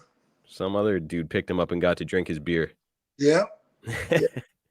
And you said, what was the other question? That was that was the weirdest. What was the scariest thing? You ever see anything, frightening out there on the road? Yeah, I did, man. Oh. Fucking moose. Whoa. Yeah, I was in British Columbia, man, and I topped the hill, and I was going down the hill. It was a real long hill. And there was a moose at the bottom of the hill out on the highway licking the salt. Mm. And I got about 50 yards from him, and I stopped, and I started honking the horn at him, and that fucker bowed his head and charged me. Whoa. So I had to put it in reverse and get the fuck out of there. Back up the hill backwards. Yeah. How long did he chase you? He stayed up on that road for about 15 minutes, man, before he took off in the brush. Motherfucker. I wasn't going to fuck with that moose. You said that you're like the bus in Calgary hit a moose too, right? Yeah. Ran over it. The moose got up and got out. It's probably fucked up the bus pretty bad. It totaled the bus. I don't know if a lot of our listeners have ever seen a moose in person. They are absolutely massive, right? Yeah, they're incredibly big, man. Can't say I'm that surprised that a moose would total a bus, to be honest. Oh, yeah. Man, okay. Well, so he said scariest, and I was thinking like, I don't know, spooky shit out there on the road. Jake, are you like a ghost guy or paranormal guy? Do you believe in that? Sure I am. You ever experience anything paranormal? I've seen a lot of shit in my time. Yeah? Yeah. I've seen, like leprechauns running across the road. Mm-hmm. The first time I seen the, Borealis, the Northern Lights. Northern Lights. Yeah. First time I saw that, I thought I was freaking out. Probably got to feel like you lick the cosmic cookie when you see that shit. Pretty much. Man, leprechaun though, I've actually heard a couple of reports of folks saying that they saw something similar. Where were you when you saw a leprechaun? I was in Texas, man, driving down the road. And a family of them, about 6 of them, ran across the road. I hit the ditch on it, man. What the fuck? That's crazy. I didn't want to run over them. Now, another thing that's been reported to be in Texas or New Mexico areas like chupacabra. You ever seen weird shit like that? Yeah, I've not seen that one. You got me inspired, Jake. We're going to make like a Jake Roberts ghost hunting documentary or something. Well, let's do it. We could probably have some fun. We'll just end up being in the fucking woods bored. Next up, we've got Michael. I'm not even going to say all the numbers. It's Michael with a bunch of numbers after it. Do you have any famous friends outside of wrestlers? Well, sure. Don Mattingly. Whoa. Alice Cooper. Hell yeah.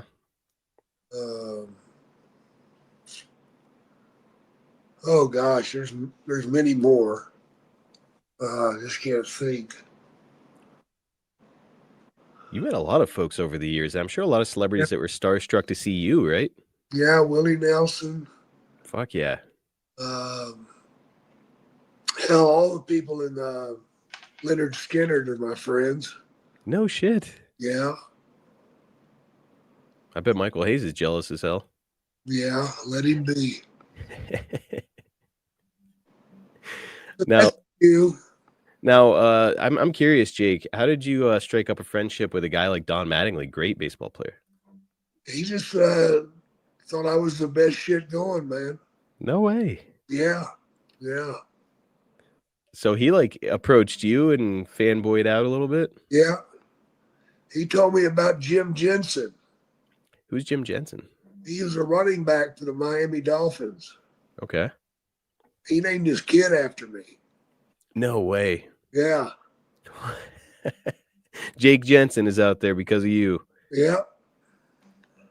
How about that? Do a lot of fans come up to you and say that they named their kid after you? Or Yeah, I've had a lot of that. that's got to be pretty equal parts a little bit weird and also like really kind of inspiring, right? Yeah, it's kind of cool. Fuck yeah. Now, man, getting to be around a guy like Don Mattingly, really cool, and it makes me curious, Jake. I know you're a huge football guy too. Are you buddies with any of the any former NFL players? A couple of them. Gosh, I forgot the guy's name, man. Why would you do that to me? Oh no, is he a Cowboy? No, he was at New York Giants. He was a running back. Oh God, like Tiki Barber? Before him. Meggett? Yes. Okay. Yes, Meggett. Yeah. Got to be pretty weird when you see an athlete that you recognize and they're like, holy shit, it's Jake Roberts. Yeah, that's exactly what happens too. Man, crazy. Our buddy Anthony B, who's one of your biggest fans ever from West Virginia. I don't know if you remember Anthony. He's got a relationship with you and Cheryl. He reached out to me in my DMs and he asked, we know that Jake got along with Rick Rude, but how did Rick Rude treat Cheryl? I think he was scared of her. She slapped the piss out of him, man. One slap was all it took for Rick. Yeah, man. He told me that she hit harder than I did. Now, is that your doing? Did you say haul off and hit him? I told her knock the shit out of him. Good for her. You got to make it look good. It's on camera. Damn straight, man. There's really no way to gimmick a slap, right? You just got to fucking do it. You just got to do it, man. It's the only way it's going to look any good. Now, having Cheryl behind the scenes, obviously it's weird, uncomfortable probably at times, but kind of cool because you get to travel with your wife. Yeah. Jake, overall, how would you say that she was like received by the locker room, WWF staff, stuff like that? I think they were all cool with her, man, for the most part. Yeah. Staff was real good with her. Who? The staff. Oh, okay, good. They were real good with her. Of course, Pat Patterson was really cool to her. And Vince was good to her. Good to hear that Vince is being civil. It's it's cool that she came in. It was a neat storyline and something, it's now 36 years later, fans are still referencing it. Yeah. All right, guys, we're doing another break so we can talk about one of my favorite sponsors that we have ever had here on the Snake Pit. Of course, you guys know already, I'm talking about Mando. Fall is here.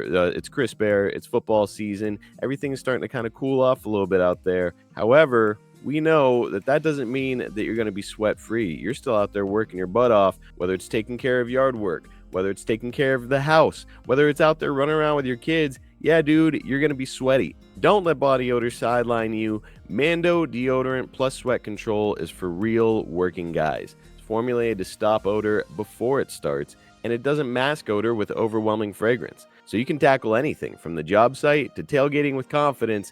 Don't mask it. Mando it. So look, you guys know I've been singing the praises of Mando for a very long time. My wife loves them. I love them. My wife is a huge fan. Every time I put on the new Mando deodorant that I've got, which is in that bourbon leather scent, sit down next to her on the couch, and all of a sudden she's snuggling up a little bit closer. I smell better for longer, and it's all due to Mando. I'm telling you, these guys are a product that I truly believe in and intend to use for many, many years moving forward. And we've all heard, like the companies, everybody says that they've got the best whatever. And it's no exception in the world of deodorant or male grooming. Well, let me tell you, Mando is the real deal. There is no fluff here. There's no BS. There's no silly marketing stuff going on. Mando's very straightforward. What they tell you is what it is, and the benefits are unbelievable. They offer clinical strength sweat control. Just one swipe, and that's it. You're good to go. This isn't your typical deodorant. It's clinical strength, 2 times better at controlling sweat than the standard. It controls both sweat and odor for up to 72 hours, and after just 12 hours, underarm sweat was reduced by 92%. This stuff seriously works. This isn't just normal deodorant. This is deodorant re-engineered to stop odor before it starts. It doesn't just mask odor, it prevents it. 100% of study participants experience all-day odor protection. Think about that. 100% of people agree that they got all-day odor protection by using Mando. Not to mention, they use premium ingredients. Unlike other deodorants, which are loaded up with chemicals, Mando uses only the best, like gentle mandelic acid, to keep you fresh and dry. And it doesn't just tackle odor, it tackles sweat. Mando's new deodorant plus sweat control stick gives you double the protection you need. No more worrying about sweat stains or those embarrassing pit rings, just all-day freshness and dryness. If you're ready to jump in and give this thing a try, Mando Starter Pack is perfect for new customers. It comes with solid stick deodorant, cream tube deodorant, 2 free products of your choice like the mini body wash or deodorant wipes, and free shipping. As a special offer to our listeners, new customers get 20% off site-wide with our exclusive code. Use code SNAKE at shopmando.com for 20% off site-wide plus free shipping. Again, it's shopmando.com, shopmando.com. Please support our show. Make sure you let them know that we sent you there. And you're going to get 20% off site-wide at shopmando.com plus free shipping. Mando's got you covered. With deodorant plus sweat control, say goodbye to sweat stains and hello to long-lasting freshness. Next up, we've got Blake Schmerler, who also reached out into the DMs. He had a couple good questions. First one is, what wrestler has taken the most advice from Jake and used it to lead to their personal success? Could be in-ring, promo, or out of the ring. There's 2 or 3 guys that come to my mind, and one is Diamond Dallas Page. Yep. Another one is Steve Austin. And of course, The Undertaker. Man, you were just on the Undertaker's podcast, which is really cool. That's out there and it's available right now. And Jake, it makes me wonder. You know, obviously the Taker, he was still a fairly young man whenever he would have crossed your path there in the WWF. What kind of advice were you given to, you know, big kid? He was still fairly green at that time, but what kind of advice were you given to him? I give him advice about being in the ring and how to get in the ring. Well, he said that I gave him a lot of advice about how to handle himself in the ring and a lot of advice on how to handle himself out of the ring. And also a lot of advice on what not to do. Okay. So that's straight out of his mouth. Guys, go out of your way to check out the 6 Feet Under podcast so you can really get the full story behind it. I'm sure I won't do it justice by talking about it here, but Jake, it does make me wonder when you're giving somebody advice for outside of the ring, does that have to do more with fan interaction, how they behave toward the office, or what is it to you? All the above. Okay. All the above, man. On how to live in life, man. How to live outside of the ring. Is some of it about trying to separate? Because I know that a lot of guys, they become their character. Scott Hall, for all intents and purposes, sort of turned into Razor Ramon in many ways. Yeah. How do you separate it, Jake? Like when you step out of the ring, was it difficult for you? Not really. No? No. I think I'm pretty much Jake 24/7. So when you became Jake the Snake Roberts, it was really just you being Aurelian Smith turned up to 11, right? Right. Okay.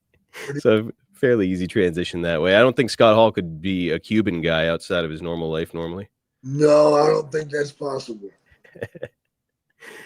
His follow-up question is, so many questions come in from people looking for dirt on guys or asking negative questions. What I want to know is, who are the guys that went out of their way to make things special for fans? Example, guys granting Make-A-Wish for, or wrestlers really exceeding all expectations. Steamboat. Okay. Yeah, he was all about it. He was all about it. Most of the guys went out of their way to do things for Make-A-Wish. Good. You know, it didn't matter who they were. But I don't know of anybody that gave it a negative shot, you know, but I'm sure there's a couple of guys that weren't all about it. Well, you'd have to be a real shitbag. Yeah, you would. I'm sure there are a couple out there, though. Yeah, unfortunately, you know, the era when you became super popular, it was a weird transition era between like the old school mentality, which is carnival grounds, carny, work the marks, get the most money you can out of them, and like, okay, no, this is more of like mainstream entertainment. Yeah. Yeah, so some of those holdovers were still present. Yep. Les McDaniel asks, how are you able to be in WWE 2K games and still be able to do AEW things? I don't know how all the red tape works. Well, I'm special. That seems like the correct answer to me. Yeah, that is the correct answer. It's just there's a situation where I'm going to work for AEW, and I'd like to keep my Legends contract, and told AEW that I was going to try to keep it, and they said, "Fine, do it." And so when I went to WWE, I told them that I was going to work for AEW, and they were like, they gave me their blessing, man. Wow. I mean, let's face it, they still want to make money off of me. Fuck yeah, they do. So they'd have been cutting their nose off to spite of their face if they went the other way. That's exactly it, man. Jake the Snake Roberts is still a really big property out there as far as like name value and the amount of fans. And it is interesting, though, because, you know, I'll see you on AEW TV with your new group, and then I'll look at WWE stuff and it's like, oh, there's a Jake Roberts action figure. Or to Les's point, you were just announced as being part of this really massive roster on the new video game. So kind of cool, man. You're still just all over the place, aren't you? Yeah, I am, man. They just came out with 2 new figures on me. Yeah. I just seen them in the UK, but they're pretty awesome. Now I saw one, and I'll throw a slide into this in post-production. I saw one of you where it's like one of those old school He-Man Masters of the Universe type figures, and you are absolutely fucking jacked, carved out of stone with this action figure, Jake. It's finally good they got it right. Some artist out there finally nailed your physique. There we go. I can't wait to see it. Next up, we've got Liam, who asks, when you were wrestling, did you read the magazines to keep up with what was going on in other territories? God, no. You didn't bother to have a look at that? No, it didn't matter. If you weren't in the WWF, it just didn't matter. Okay. Now, so I'm going to ask this question, but I think I already know the answer. A lot of guys, especially nowadays, a lot of guys will see that they made the PWI Pro Wrestling Illustrated 500 best wrestlers in the business. And a lot of guys nowadays, modern wrestlers, they see that and they'll post about it on social media and be like, look at this, one of the 500 best in the world, according to the marks over at PWI. Jake, did you care about what they had to say over there? Oh, I didn't, man. No, I didn't. So you could have been named number one, and it's just who gives a shit. Wouldn't have mattered. It's all just opinion based, right? So it's like, well, okay, cool. It's this one, buddy. right? Like this guy's opinion of me is good, so I guess that's cool. Yeah. Yep. Revolution is up next, and they ask, a lot of guys seem to buy gyms or make other investments when they were in wrestling. Did you ever invest in anything outside the business? Yeah, cocaine. A lot of guys are making that investment back in the day. Yeah, I invested heavily. We bought property. Oh, did you? Yeah, land. Okay. Where were you buying land at? Georgia. You still own it? No. Okay, cut ties with it. We sold it. Man, hard to go wrong when you buy property. They're not making more of it, so if you can buy it, it's a damn good investment. Yeah, my wife saved up the money and bought it. God bless her, man. Cheryl, one of a kind. Absolutely. Hauser TR asks, aside from yourself, who was the best psychology guy that you ever saw in wrestling? Buck Robley. Buck Robley. Yeah. Now, was it the marijuana that set Buck apart, or what made him so special? I don't know, man. But he had it down. He had it down. He's one of those names that's just forgotten in wrestling history. Not a lot of people talk about Buck Robley or how special he was. Folks, if you're listening to this right now, go to Google and Google a picture of Buck Robley. The man did not look like a professional wrestler. Nope. But he knew how to fucking get over, right? He knew how to work, man. He knew how to work. I was just talking to DiBiase about this exact same thing. Anytime I talk to Jim Duggan about wrestling advice, because a lot of wrestlers will write in and say, like, hey, what kind of advice can you give me and stuff? And Jim always has the same answer, and that's invest in your character and your promo more than you invest in your ring work, because anybody can take a fucking backdrop or get body slammed or whatever. But if you can be a really indelible character and have good psychology out there, you can get over. Yep. It seems like that was sort of Buck's train of thought as well. Yes, it was. A lot of body guys out there. There's not a lot of guys that are capturing people's imagination. You got that right. Dallas Stevens is actually a pro wrestler. He mentions, thank you for an awesome childhood and for inspiring me to become a professional wrestler. And he wants to know, do you have any good St. Louis stories? Oh, yeah, that ring in St. Louis TV used to be something to look at. Why's that? It was 30 by 30. What the fuck? Yeah, it was a long way across that fucking thing. Guys, for those of you who are not aware, a lot of standard rings nowadays are 18 by 18 or 20 by 20. That's usually maxes out there. WCW back in the day had a 16 by 16 ring. So imagine double almost WCW's ring. Yep. Jake, what's it like working in a 30 by 30 ring? It's fucking brutal. I mean, Christ, man, you can fucking take a sandwich with you and eat it on the way across the ring. I mean, talk about getting blown up. I'd just be grabbing holds the whole damn match. Yeah. Now, what's it like running the ropes in 30 by 30? Is it weird as far as keeping your footwork looking decent? No, you get that pretty quick, but you do blow up faster. So it's like a damn marathon by the time you finish that match. Damn straight, man. Boy, 30 by 30. There you go, Dallas. 30 by 30 ring there in St. Louis. Any promoter in St. Louis, if you got one of those rings, don't bother calling me, pal. Yeah. Peter D is up next. Hi, Jake. How are ring veterans treated in the locker room today compared to when you were breaking in? Are the young wrestlers different than 50 years ago? Yeah. How so? 50 years ago, you wouldn't open your mouth. Today, they come in talking. Oh, really? Oh, yeah. Yeah. Now, are these guys bragging on themselves, asking questions, or what? They're not asking questions. They should be, but they're not, which is very disappointing. Now, I know that you, back in the day, Jake, you were a student of the game. You loved it. You wanted to learn more about it. And you started as a ref, and obviously you're trying to become a wrestler. So I'd imagine that you're probably walking kind of a line, right? Where it's like you want to be quiet and respectful, but also like, hey, can I get your advice? Yeah. What was it like? Because again, it's closer to the Carney era in professional wrestling. What's it like coming up to these guys who, in theory, are eventually going to be your competition, coming up to them and saying, like, "Hey, can you talk to me about my match or whatever?" They were pretty good with that, you know. Yep. Yeah, most of them. They were pretty good with it. They'd throw you tidbits, you know.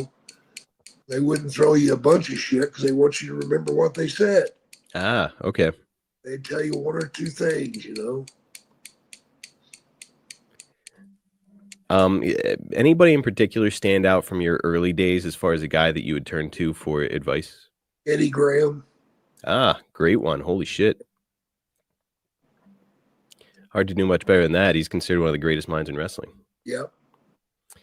All right, Jake, we will do two more, and then we're going to wrap this one up. We've got Jack Burton up next. Jack asks, if you were given the opportunity that was taken from you to book for the WWF before you left for WCW, what feud would have been your dream booking? So, Jake, I know that you were going to stay active a little bit. Who do you think you would have booked yourself against moving forward?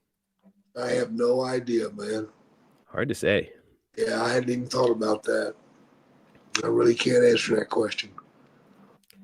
Now, we've talked about it here before. The rumor was that the plan was for you to go to SummerSlam in Wembley with Bret Hart, and that's what fans have been bandying about for years. Is Jake Roberts was supposed to continue on and feud with Bret Hart and blow it off at Wembley Stadium for SummerSlam that year.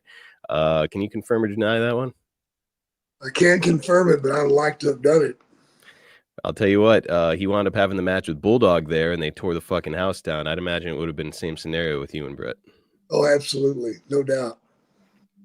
All right, last one for this week, and it's one of my favorite names of our listeners that we have. Sandalphon Frostburn is up next, and he asks, what are your thoughts on Abdullah the Butcher, and did you ever get into the ring with him? I never was in the ring with him or a one-on-one situation. As far as what I thought about him, I really don't want to go there. Okay. I wasn't a fan of what he did in the ring. I certainly wasn't a fan of him cutting people without their consent. I didn't know he was doing that shit. Oh, yeah. Yeah. Hell, he cut fans. What the fuck? Yeah. Seems like a really, really good way to get sued. Yeah. By one of the boys or by one of the fans. Yeah.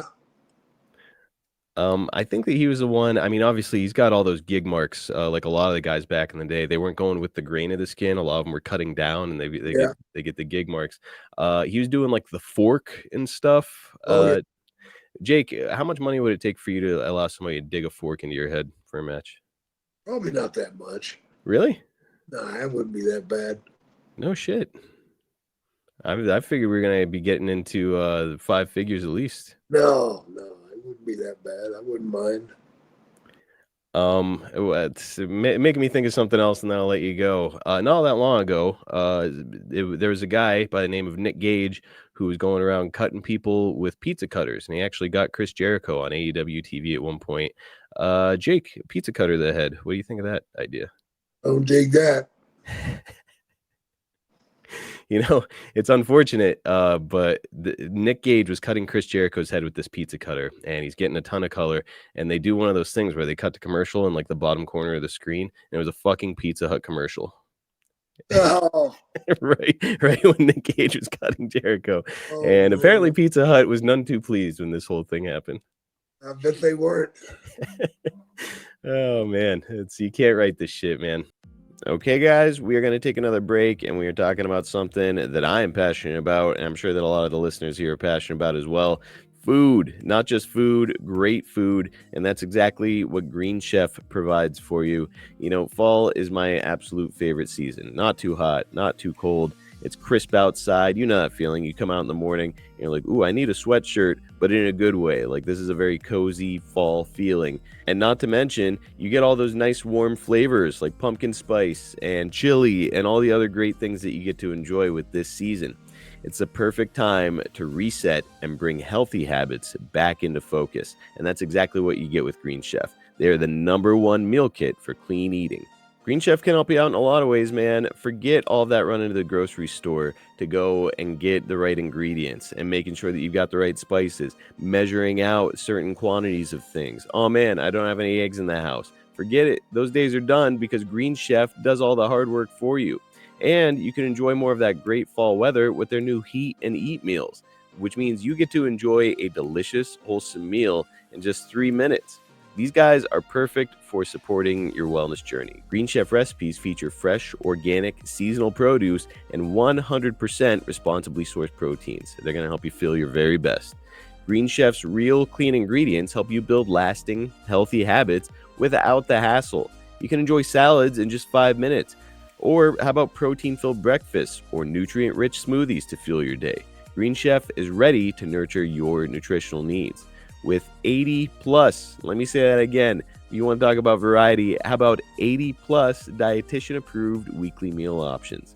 Green Chef makes it easy to find meals that fit your lifestyle. You can pick from Mediterranean, gluten-free, plant-based, and protein-heavy, even gut and brain health, and calorie-smart choices too. The recipes change all the time with week-to-week flexibility. You can just adjust your plan to match the mood and your schedule.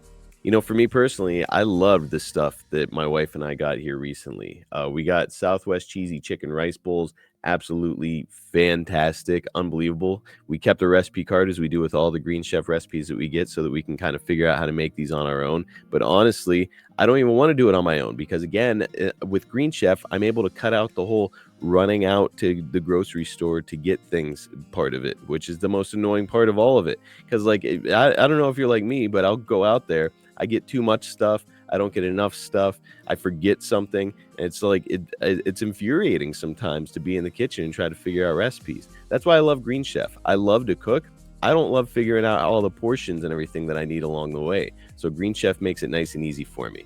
The other thing that I got to try, and let me tell you, this one is absolutely perfect for the fall season. Italian pork soup with roasted cauliflower. Delicious, filling, wholesome, and made with those great ingredients. I mean, you just can't beat the options that Green Chef has for you. And you want to talk about tip of the iceberg? It's like I said, 80 plus dietitian approved weekly options. I mean, like, I just named 2 of them. Guys, you've got a whole huge host of foods that you get to go through whenever you try Green Chef. It's time, guys. Let's make this fall your healthiest yet with a little help from Green Chef. Here's what you do. Go to greenchef.com/50snakepit and use our code 50snakepit. You're going to get 50% off your first month and then 20% off for 2 months with free shipping. Again, that's code 50snakepit at greenchef.com/50snakepit. I'm telling you guys, I know definitively that you are going to love Green Chef. You're going to love having the opportunity to cook yourself these delicious meals and cut out all the legwork that usually goes into having a high quality meal at home. Make this fall your very best yet with the #1 meal kit for clean eating. First question we've got from a listener is Ruth Ann Vianu, I think is how you say it. And Ruth asks, did you ever work with Emile Dupree, Rene Dupree's dad, in Atlantic Grand Prix Wrestling? God, no, he was gone before I got started. Oh, okay. He was an old timer? Yeah. Okay. Are you familiar with Rene Dupree at all? Yeah, I'm familiar with the name. That's it. Oh, okay. Yeah, it's he was only in the WWE for like a cup of coffee, and apparently he was getting ribbed so bad behind the scenes. He was not long for that world. He had heat with a lot of the guys. It happens. It sure does. Dalton Keener is up next. Who's your favorite high flyer of all time? Oh, probably 619. Ray. Ray. That's hard to do much better. Yeah, he was the original. Now, I know that you would step into the ring with Ray during your time in Mexico. I think it was only once, and he happened to be on hand whenever you were getting your head shaved down there in Mexico. Yeah. When you see that style, I know that that's obviously not a style that you came up with. What do you think sets a guy like Ray apart, even though that's not really a style that you personally gravitate toward? He was just so damn good and innovative, man. Mm. He brought something different to the table every night. But he was just that good. He stood out in front. Cream always rises to the top, and it was always there, man. And when you would have been around him, I want to say that he was probably 17, 18 years old. Yeah. Still active today. And Jake, I don't know if you watch any of the Modern Product. Have you seen his son, Dominic Mysterio, at all? Yeah, I have. Well, what are your thoughts on him? He's a piece of cake, man. How do you mean? He's sweet. Yeah. I think he's okay. Like, I don't know that he's the wrestler that his dad is or anything like that, but who is? No. But I've been in a couple of live events where he's on the card, and I personally have never seen anybody get heat like that. He was on the apron during like a 6-man tag match. Nobody's paying attention to anything in the ring because they were so busy booing and jeering him. It was fucking crazy. Well, that's a heel. He's doing something right. Yep. Trey Yeomans is up next. This is something you and I just discussed offline for a second.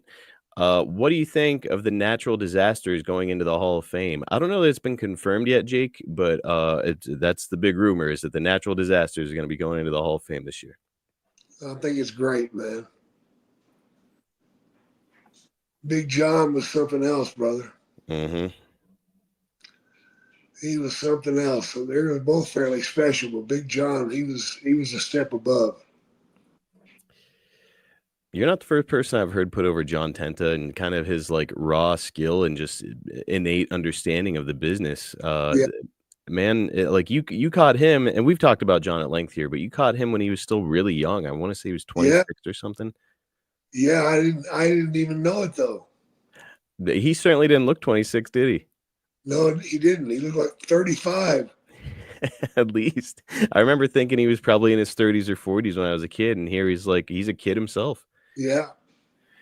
Were you schooling up a young John Tenta at all, or was he there already? No, he was there. Amazing. Now, Fred Ottman's the other half of that group, better known to fans as Tugboat, Typhoon, and later the Shockmaster, unfortunately, in WCW. Yeah. Do you have anything for us on Big Fred? Well, the Shockmaster says it all. That poor bastard. Yeah, I just seen him last weekend, man. Oh, that's right, in Ohio. Yeah. Yeah. He was recovering from a nasty fall he had taken. Yeah, I had heard about that. He was like sick, and then he had a nasty fall, I believe. Jeez, a little scary, but he seems like he's on the mend, huh? Yeah, he's on the mend, man.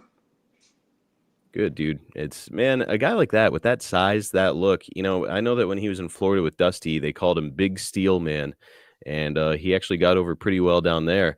I don't know. Do you think that he's one of those circumstances of shitty gimmicks, wrong time, or what do you think held him back? Yeah. Bad gimmicks, bad timing. Hypothetically, if you'd been pitched the Tugboat gimmick with a bunch of money attached to it when you came into the WWF, you think you would have bid on it? I don't think so, man. Tugboat don't quite do it for me. I can't picture you making that boat noise, that choo choo or whatever shit he was doing. I'm a vicious tugboat. hard to come off as vicious no matter how big you are when you're wearing that fucking sailor outfit. Right. Popeye. Popeye. Not Popeye, Popeye. That's a little bit more appropriate. Yeah, they did poor Fred a little disservice there. Yellow Dog is up next, and he asks, any stories about Skandar Akbar? Oh, yeah. I was around Akbar for a long time. All right. What do you have for us on him? Well, one night in Lake Charles, Louisiana, I was refereeing. And Akbar was the champion. He was a heel champion. And he was wrestling Danny Miller. Now, both of these guys are up in the years at the time. Mm-hmm. They're going to do a 60-minute Broadway. Of course, it's not going to be 60 minutes. It's probably going to be closer to 45. Gotta be. It's some time, but still 45 for those two was cutting it pretty thin. Yeah. But it was a situation where Danny would scoop him up into his airplane spin, give him the spin, and they're counting the seconds down. He'll drop him. He'll cover him. 1, 2, and the bell will ring. So he almost won. Yeah. Well, the timekeeper was so into the match, he refused to ring the bell. So I'm left with my hand not going down. Oh, no. So the people fucking ring my ass. So I learned a valuable lesson that night. What's that? Count them out. Just make the damn count. That's it. That's it. Is it safe to assume you had a word with that timekeeper afterwards? Several words. Puts you in a really shitty position. Oh. The referee who can't count. It's only to 3. Yeah. Oh, man. Brutal. That does raise like an interesting point too, where it's like, as the ref, especially a young ref in the business, like you could get heat with the boys or the promoter if you do the fuck finish, though, right? Like if you screw up the finish they had planned. Well, the bottom line is somebody didn't do their part. Okay. And if I don't count 3, I didn't do my part. So you can fade the heat. There's no heat on the referee for counting. Gotcha. Okay, man. Pretty interesting. Boy, I know I'd be pissed at that timekeeper. Holy shit. Will is up next. He asks, I've heard Jake talk about some of the road agents from back in the day, but has he told any stories about Blackjack Lanza yet? You got anything on Blackjack Lanza? Blackjack Lanza would fuck a snake. He was the ultimate dirty old man. Oh, no. Oh, yeah. He was special. Anything that moved, he was after it. Oh, yeah. He was all over it. That's great. Not what I was expecting to hear about Blackjack. How is he as like an agent? Good fit? He was all right. Okay. What do you think makes a good agent? Just do your job. You know? It's interesting. We've talked about a couple of agents here on the show, and during your period, it would have been obviously Blackjack, Rene Goulet. I want to say it was a guy that we discussed very briefly a couple weeks ago. I can't remember his name. Anyways, a few road agents, and so far you've just been like, yeah, he's fine, or like, he was an idiot, or whatever about the guys. Were there just shitty agents back in the day, or did the agents have heat with the boys pretty by and large? Most of them had heat with the boys. Okay. Is it just the nature of the job, or were they pricks, or a little bit? Yes, we were. Okay. Would you were you an agent or just a writer back in the day in 1996? Just a writer. Okay. Would you have taken an agent job? I doubt it. Probably have to pay pretty well, right? I don't think that wouldn't matter. Oh, really? That job is that bad? Yeah. Now, why does it put you in a bad position to be an agent? Just so we can understand. Well, number one, I'd be speaking my piece. Mm-hmm. And if I spoke my piece on every guy that goes to that ring, I'm going to be fucking busy. Well,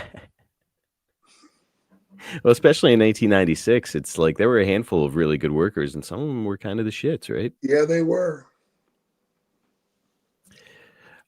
James Renard is up next. Did you ever spend any time around classy Freddie Blassie? Yeah, a little bit. When we come to the garden, he would be there. Okay. Always dressed to the nines. Always had a suntan. Always looked good, man. Yeah. Classy Freddie Blassie, you pencil neck geek. He did look like $1 million, and he had like a Hollywood connection a little bit too, didn't he? Yeah, he did. Now the story goes that when Roddy Piper came to the WWF, this would have been years before you had. He was still a young guy. He got brought in because he was really getting over on the indie scene with his bagpipes, and he's getting ready to go out. He's in Madison Square Garden. Vince Senior's watching him like a hawk. Really got high hopes. Goes out, goes to play his bagpipes. They don't play. And here, apparently, Freddie Blassie had stuffed the tubes with a bunch of toilet paper.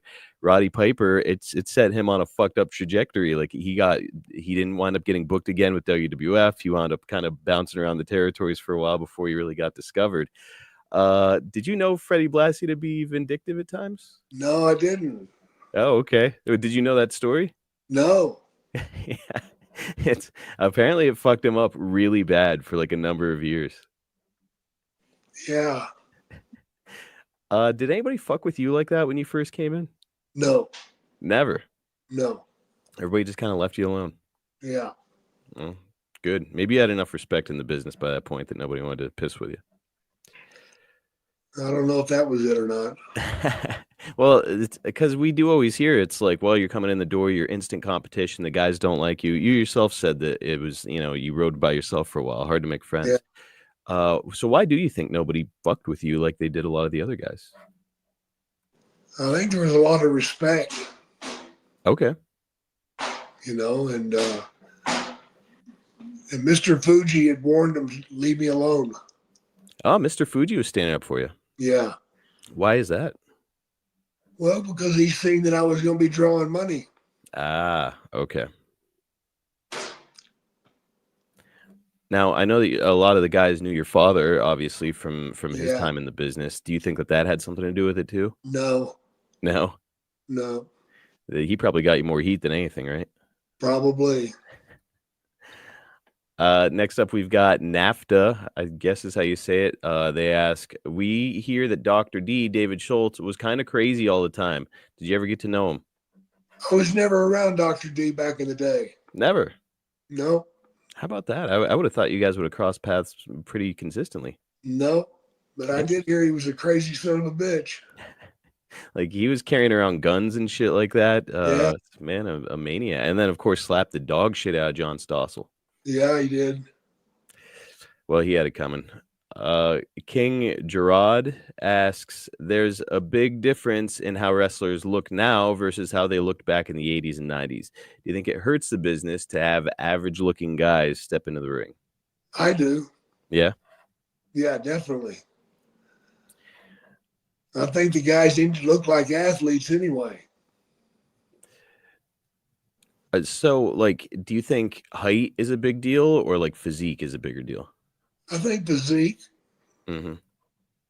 You can be 5'10" and still look good. Yeah.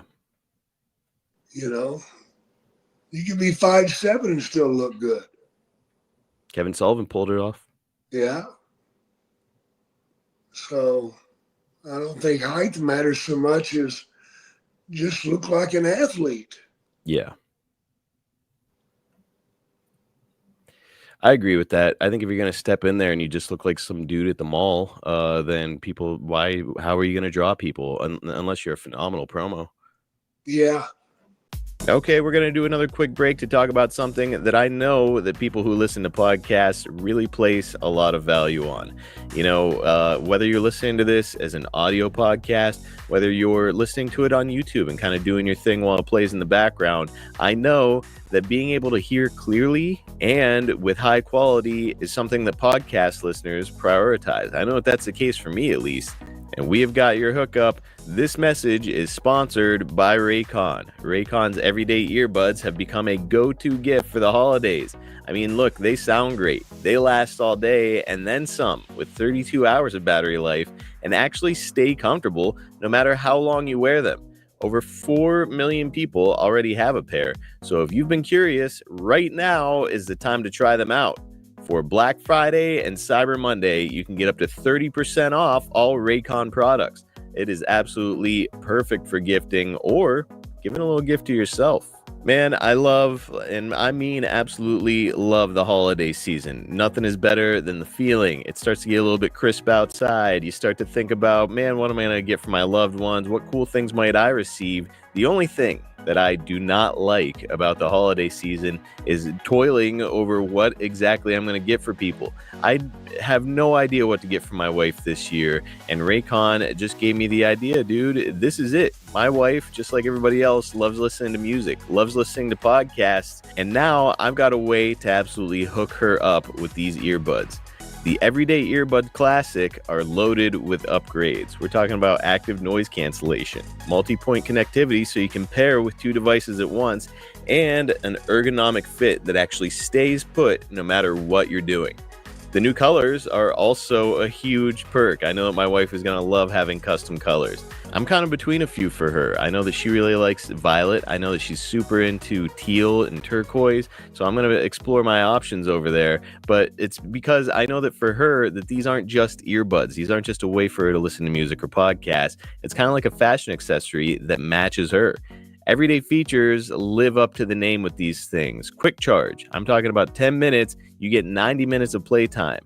And again, up to 32 hours of battery life with the case. There's awareness mode. Perfect if you're out taking the dog for a walk or out running errands, so you can stay tuned in on what's happening around you without missing a beat. Plus, over 3 million. Let me say that one more time. 3 million customers already have and love Raycons, and they come with a 30-day happiness guarantee. What that means is if you don't absolutely love them, returns are easy, so you have absolutely nothing to lose by doing this. Man, let me tell you, as much joy as I know that I get out of listening to music, listening to podcasts, out there doing my thing and having some entertainment while I'm at it, as much as I love all that, it's when you get bad earbuds, it makes a big difference and kind of ruins the entire experience. That's why Raycon is beyond a doubt the way to go. These things are reliable, they're stylish, and they last. I'm telling you, it's time for you to upgrade, and we are going to help you out with it. Raycon is going big for Black Friday and Cyber Monday. Everything is up to 30% off. Just click the link in the description or go to buyraycon.com/snakepit to save on Raycon audio products site-wide. One more time, that is 30% off. Just click the link in the description or go to buyraycon.com/snakepit. You can save on Raycon and you can enjoy an audio experience like you have never had before. Next up, we've got Mac Hoskin, who asks, aside from the Rock and Roll Express, which wrestlers were the best ladies' men? Oh my gosh. I'm sure there have been a few. Sean. Okay. Janetti. Oh, yeah.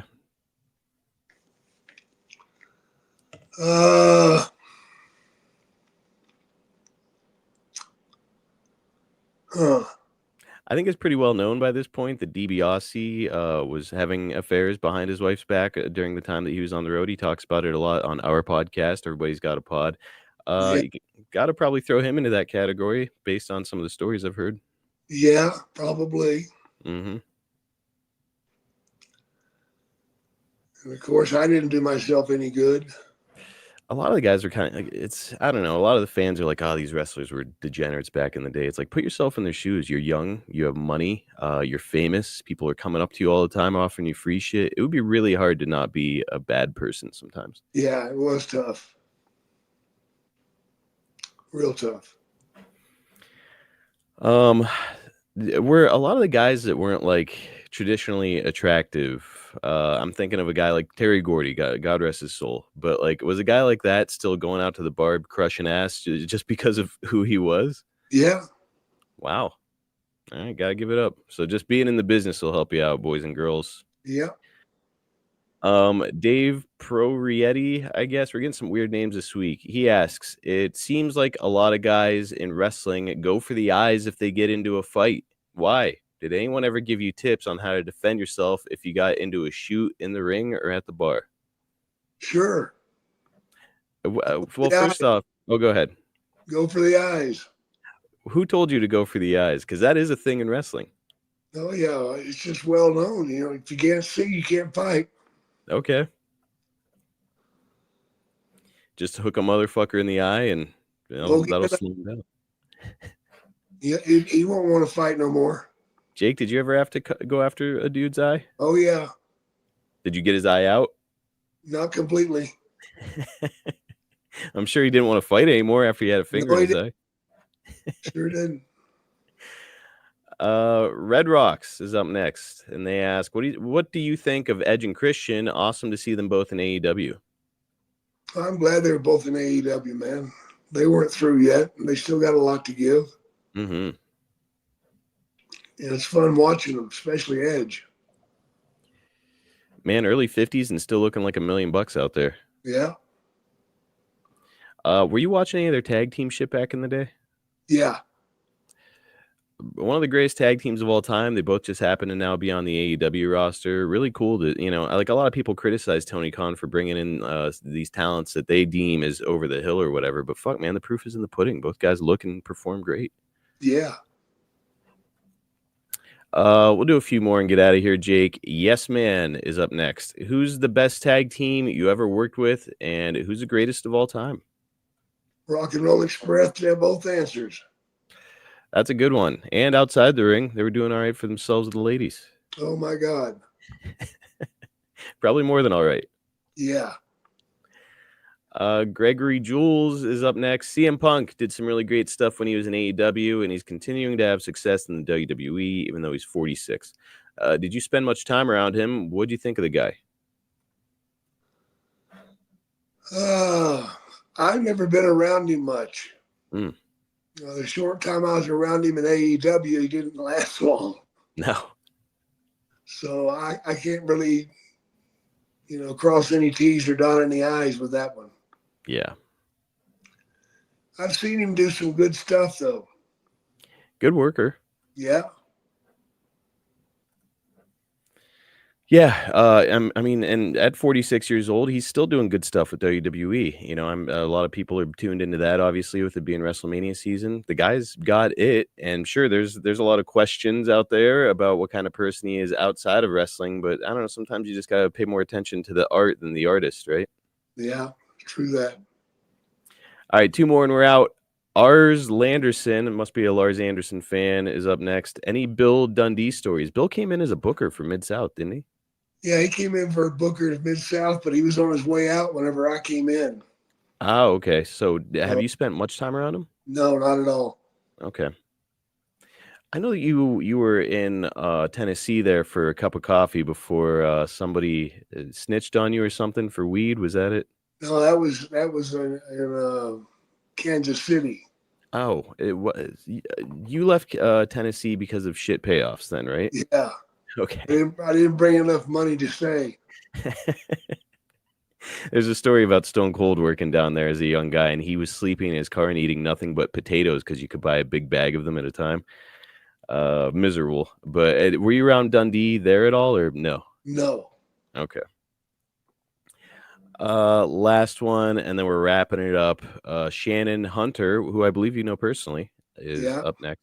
And she asks, was there a wrestler who never broke character outside of the ring? Yeah, Wrestling 2. Mr. Wrestling 2. Yeah. Walk us through what Wrestling 2 is behaving like. Oh, he'd wear that mask everywhere. He wore it into a 7-Eleven one night and almost got us killed. The guy had been robbed 2 weeks before by a masked guy. He thought he was being robbed again. Did the guy have a shotgun or something? Yes. Oh, no. And he was shaking. Fuck. What's Jake the Snake's play in that moment? You just run right out of the store? Got the fuck out of there. What did 2 do? Oh, take it easy, son. Take it easy. I'm Mr. Wrestling. He still wouldn't take his mask off. Well, yeah, he's got to protect the gimmick. Yeah, really. Holy shit. So I've heard a few things about Wrestling 2 over the years. Most people really respected him. I know that DiBiase said he had no idea how old he was when he was around him, but apparently he was kind of a generation before you guys. Yeah. I've also heard some people say that he was a salty douchebag at times. Did you like him? I liked him. Yeah? Yeah. I don't know. I'm trying to think of who it was that said they didn't like him, but I've heard a few guys over the years say, no, he was a real asshole, but I don't know. It's the business. Probably. Fine with me, man.